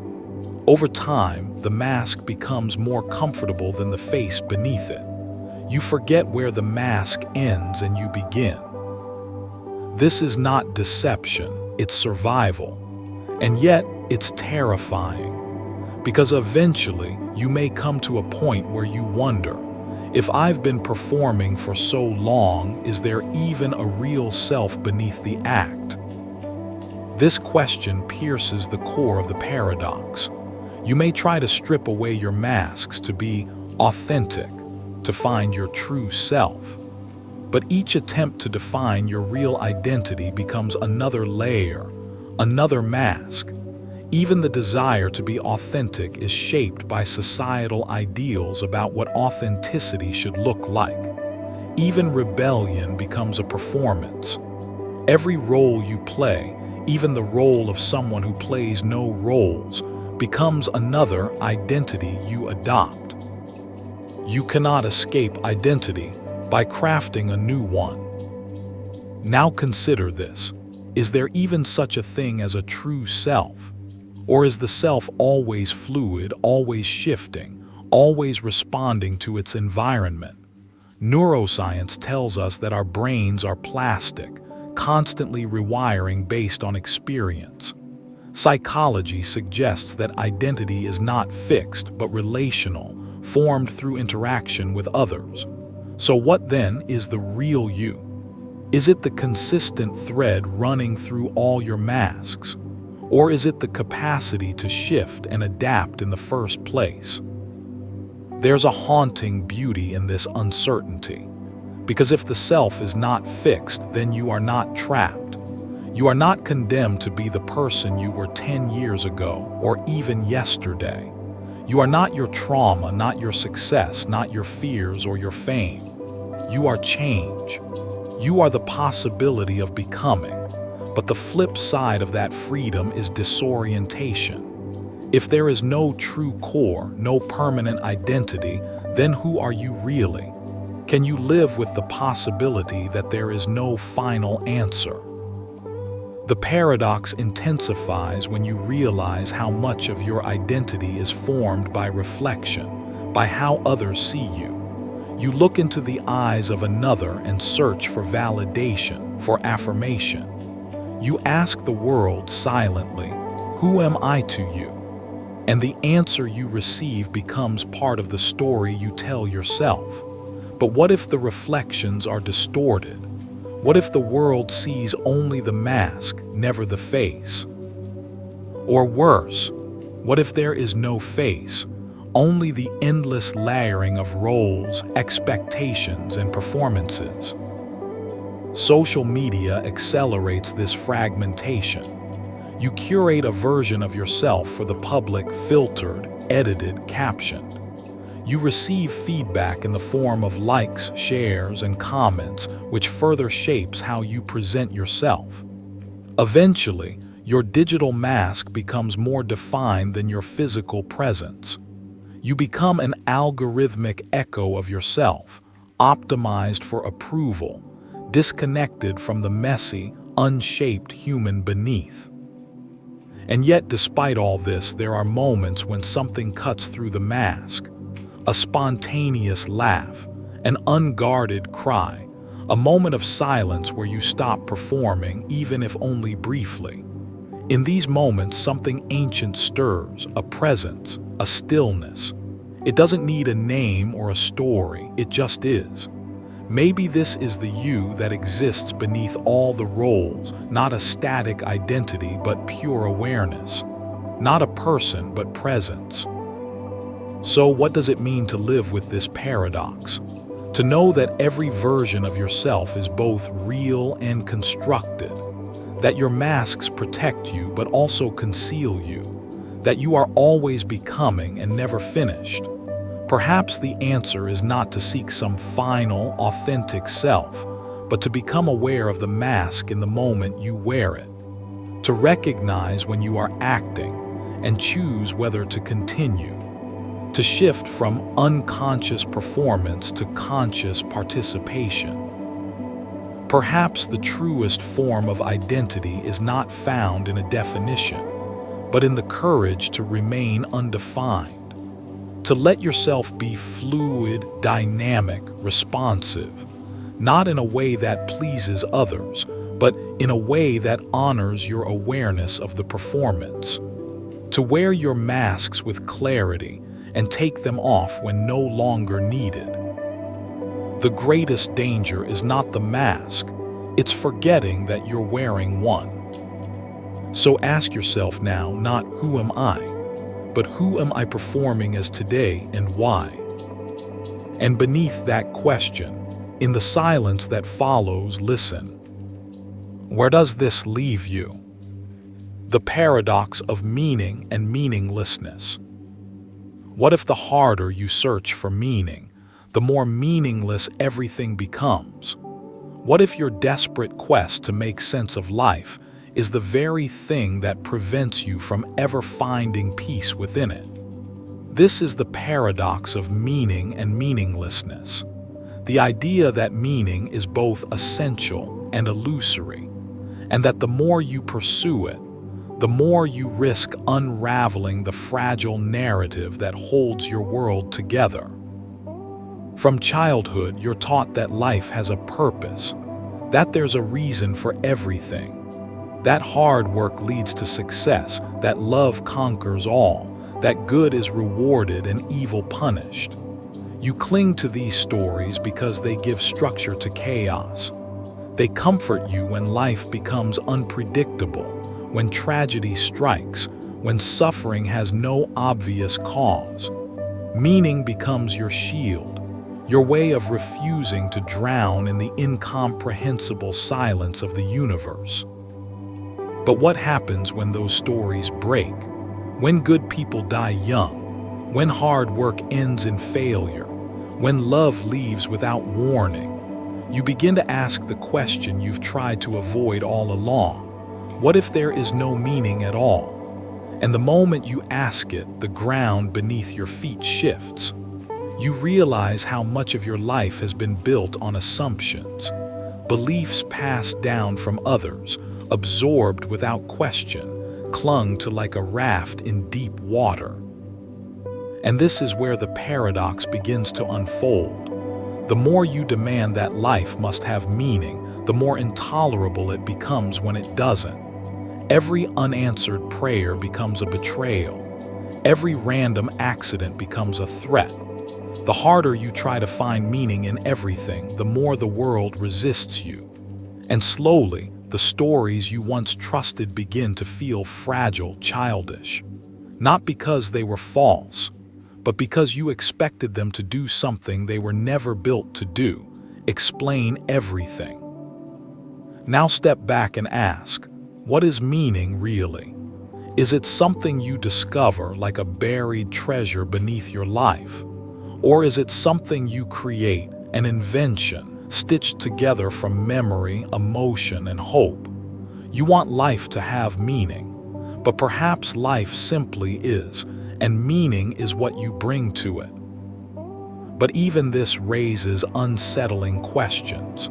If meaning is something you create, then is it ever truly real? If it's subjective, can it be trusted? If someone else's meaning contradicts your own, who is right? The paradox is that you must create meaning to survive. But the moment you realize it's a construct, it begins to dissolve. And yet there's something deeper here. Because meaninglessness isn't just a threat, it's also a kind of freedom. When you let go of the need for ultimate answers, something strange happens. You begin to live differently, not in search of some grand cosmic purpose, but in response to what is here now. A flower blooming in a sidewalk crack, the sound of a loved one's voice, a stranger's smile that feels like grace. These moments don't explain anything. They don't answer the big questions, but somehow they make life bearable, beautiful even. You don't know why they matter, you just know that they do. The paradox of meaning and meaninglessness isn't something to resolve, it's something to live within. You are a creature who craves story. Your brain is wired to seek patterns, to connect dots, to build narratives. And yet, the universe itself may not operate by any story at all. It may be cold, indifferent, random, but you are not. And maybe that's enough. What if meaning isn't something given to you, but something that arises within you when you stop trying to make everything make sense? What if the need for life to be meaningful is less important than the willingness to live it fully, even when it does? There's a kind of courage required to look into the abyss of meaninglessness and not flinch. To say, yes, life may have no grand design. Yes, everything I love may be temporary. And yes, I will live and love anyway. This is not despair. This is defiance. It's saying, even if the universe does not care, I will. And yet, even as you say this, meaning creeps back in through the very act of saying it. You find meaning in meaninglessness. You create it from the very void you thought would consume you. This is the final twist of the paradox. The refusal to demand meaning becomes itself a kind of meaning. A fierce, quiet one, not handed down from gods or found in books, but forged in your own bare hands. So what now? You stop asking life to explain itself. You stop chasing answers like they will fix you. Instead, you sit with the silence. You make peace with not knowing. And in that space, oddly, beautifully, you begin to notice things you'd missed before. The way sunlight warms your skin. The quiet between two people who don't need to speak. The taste of food when you're not thinking about anything else. These aren't solutions. They aren't philosophies. They are moments, and they are enough. Perhaps the real paradox is this: that life becomes meaningful the moment you stop insisting that it must be. Where does this leave you? The paradox of memory and the present moment. What if every moment you remember is already gone, and every moment you live is slipping into memory before you can fully hold it? What if the act of remembering prevents you from fully being, and the act of being ensures you'll soon forget? This is the paradox of memory and the present moment. The quiet realization that the more you try to hold on to your life, the more it slips through your fingers. And yet, without memory, would you even know who you are? You live in time, not as a sequence of events, but as a stream of awareness, past, present, and future woven into your perception like threads you cannot untangle. Your identity is shaped by memory. Where you've been, what you've felt, who you've loved, what you've lost. You are the story of your life, or so it seems. But what if that story isn't entirely true? What if the version of the past you carry with you is not memory, but interpretation, filtered, edited, distorted over time? Consider this: every time you recall a memory, you are not accessing the original moment, but a reconstruction of it. Neuroscience confirms this. Memory is not a video playback. It's a rewriting process. Each time you remember, you change the memory just a little, adding emotion, losing details, reinforcing what fits your current narrative and discarding what does not. So the past you remember is not the past that happened, but the past you've recreated. In this way, memory is both a gift and a betrayal. Now think of the present moment, the now. It's the only time that truly exists, yet it's the one you spend the least time in.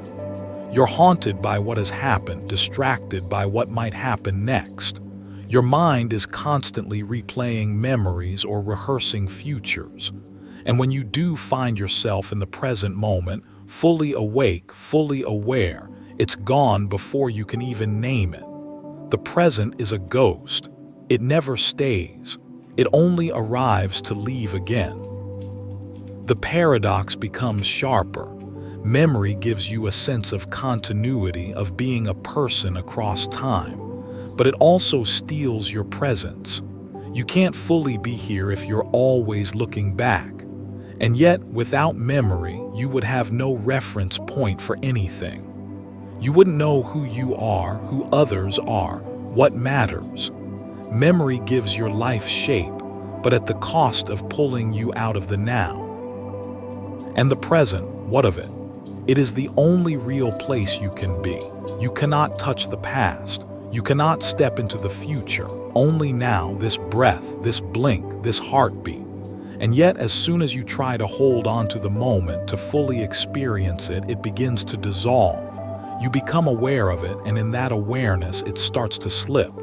To try and live entirely in the present is to chase something that can't be held.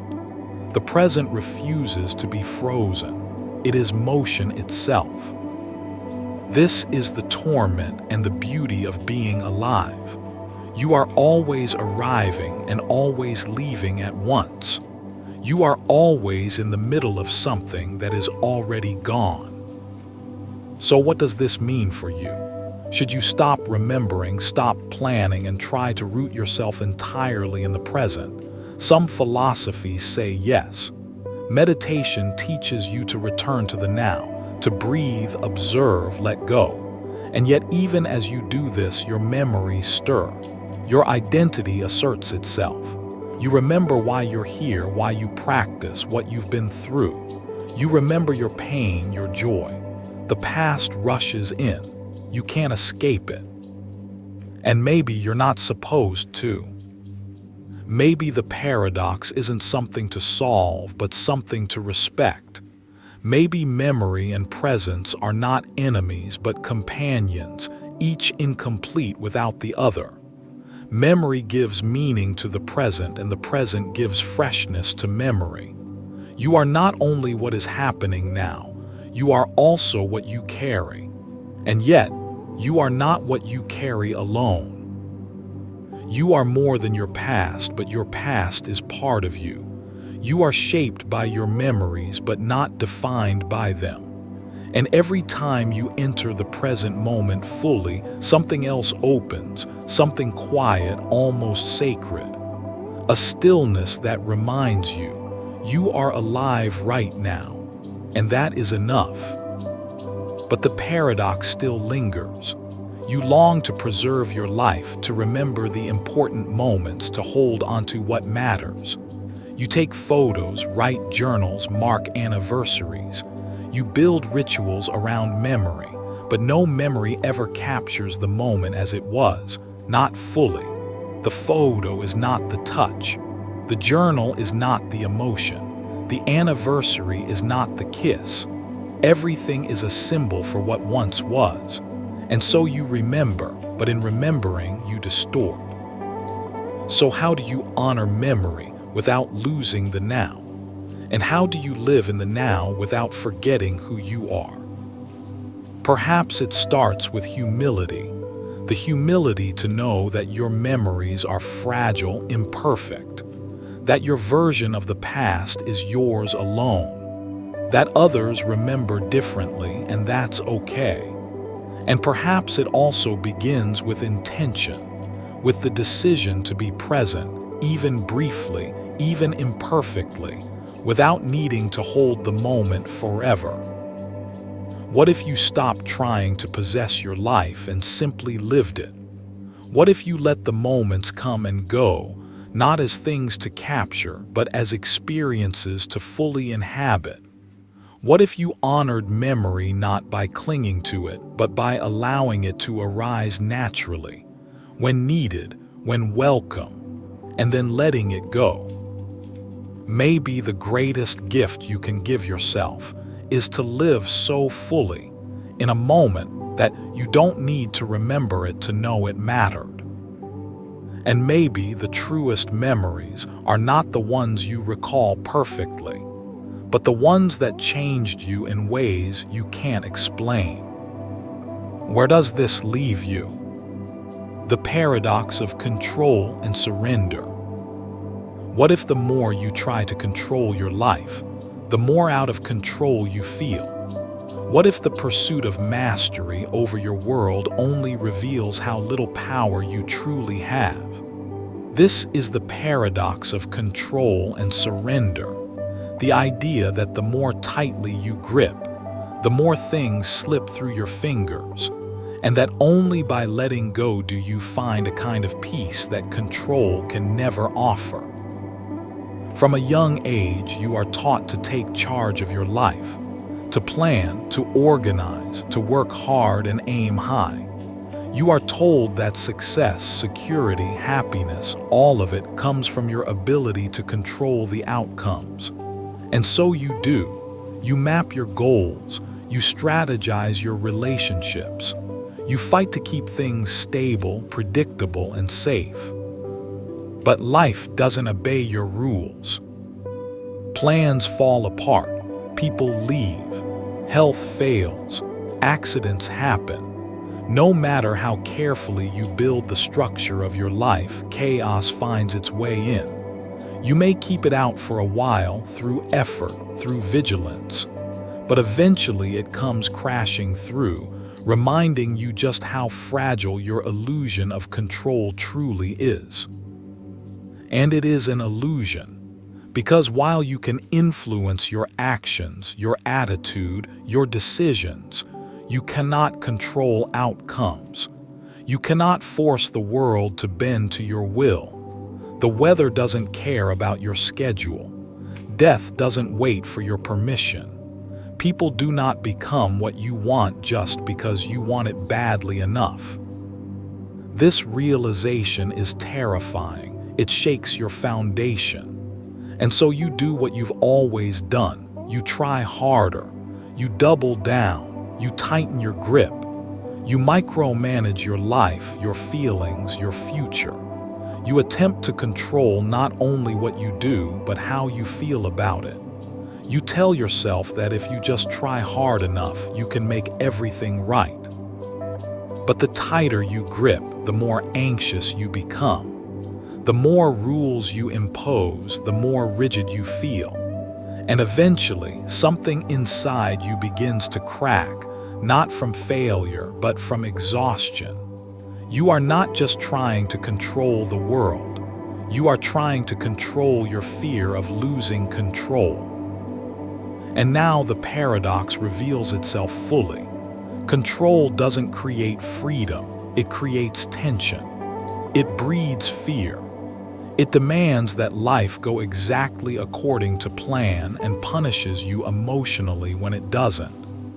Control narrows your life, compresses it into predictable boxes, and when life spills over the edges, as it always will, you feel like you're failing.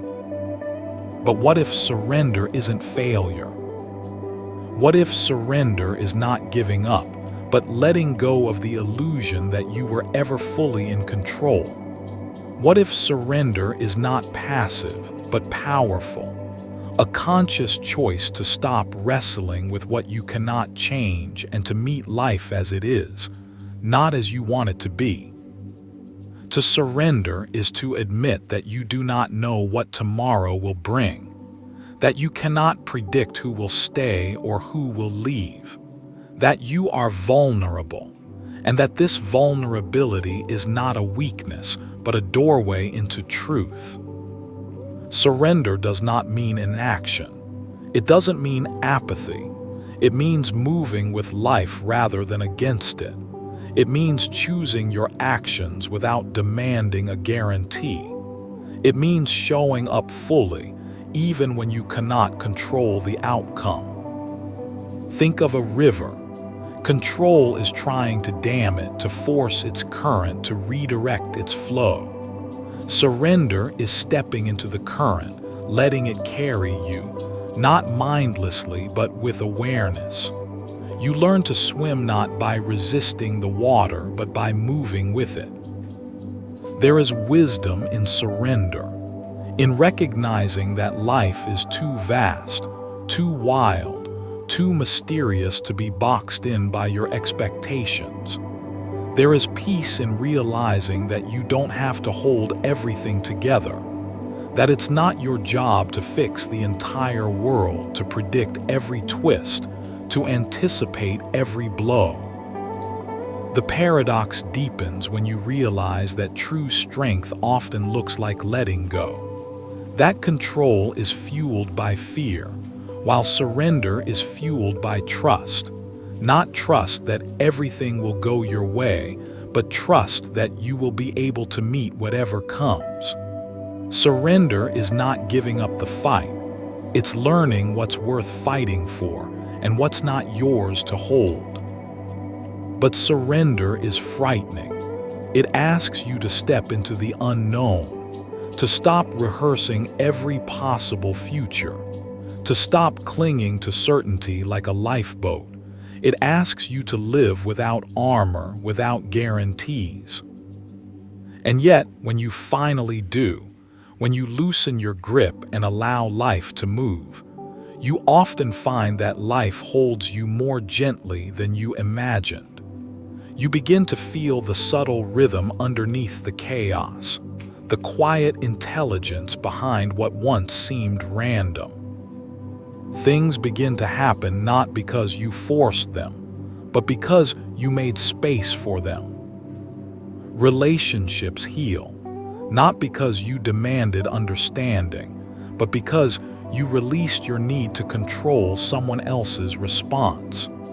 Creativity flows, not because you outlined every detail, but because you let go of needing it to be perfect. Peace arrives, not because you silenced every voice in your head, but because you stopped trying to win the war against yourself. This is not an invitation to stop caring. It is an invitation to stop gripping, to stop confusing control with safety, to stop mistaking rigidity for strength. It is an invitation to breathe, to soften, to allow. So what do you do with this paradox? You live inside it. You set your goals and release attachment to outcomes. You make your plans and remain open to change. You love fully and allow others to choose their own paths. You prepare wisely and accept that life may take you in a direction you didn't foresee. You learn to dance with the chaos rather than fear it. You move forward not because you control the future, but because you trust yourself to meet it honestly, moment by moment.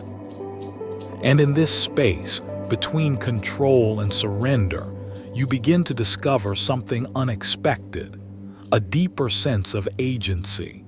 Not the brittle, anxious control that breaks under pressure, but the resilient, flowing power of presence. You are no longer trying to control life. You are in relationship with it. Where does this leave you? The paradox of belief and doubt. What if every belief you hold contains the seed of its own contradiction? What if, the moment you believe something completely, you begin to blind yourself to everything that contradicts it? This is the paradox of belief and doubt. The realization that belief gives your life meaning, but doubt keeps you honest. And that the very act of believing something fully might make you less capable of seeing the truth. Belief is a structure. It allows you to build a worldview, to navigate uncertainty, to say, this is true, this is who I am, this is how the world works.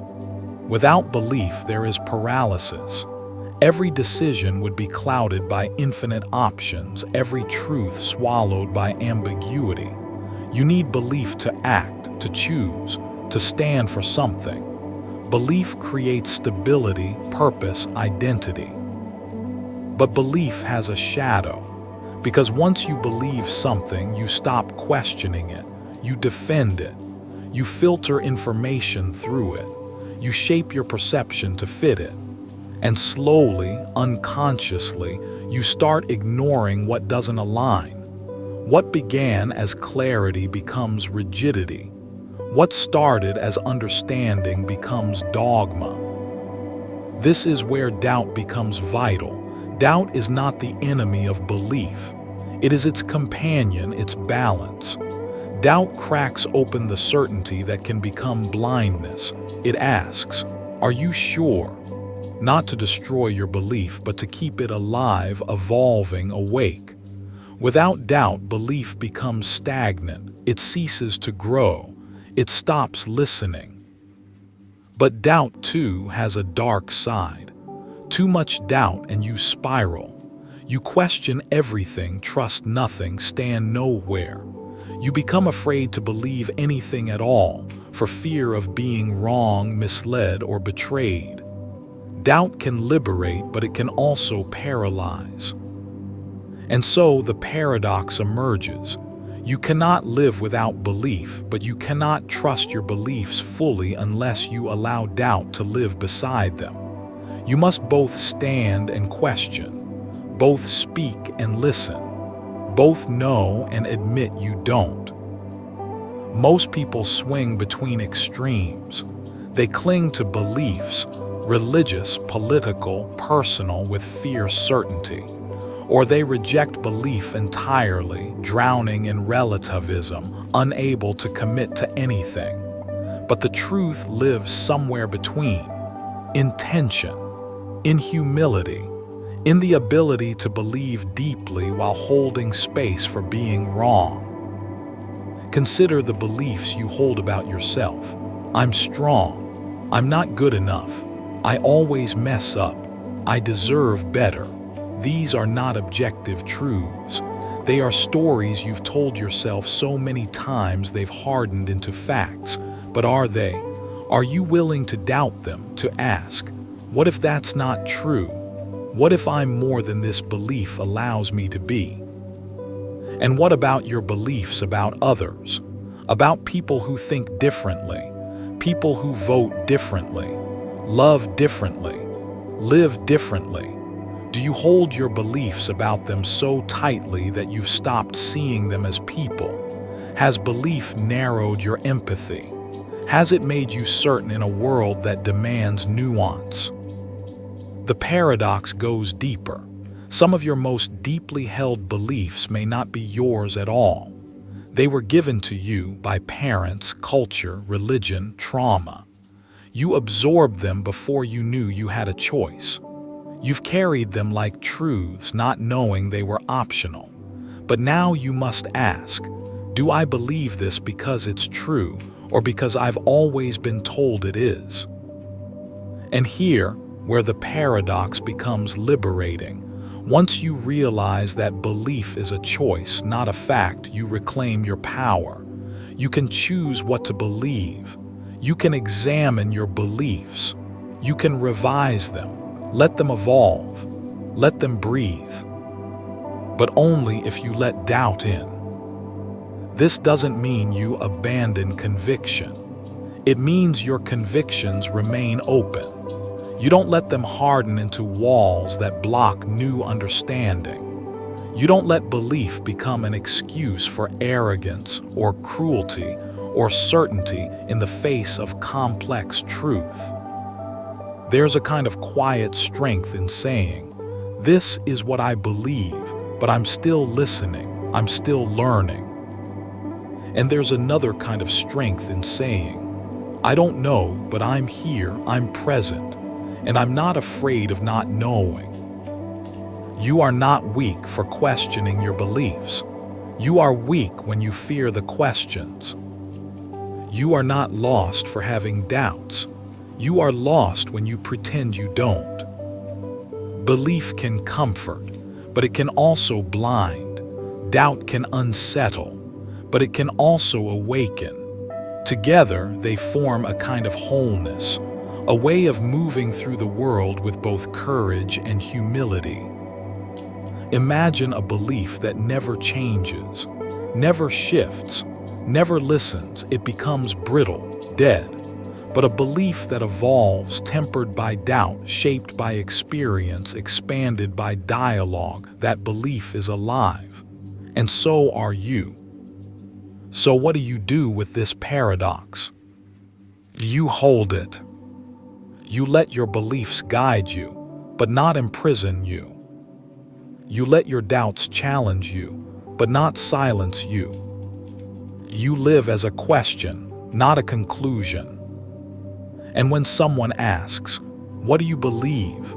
You answer not with a slogan, but with a story, not with certainty, but with sincerity.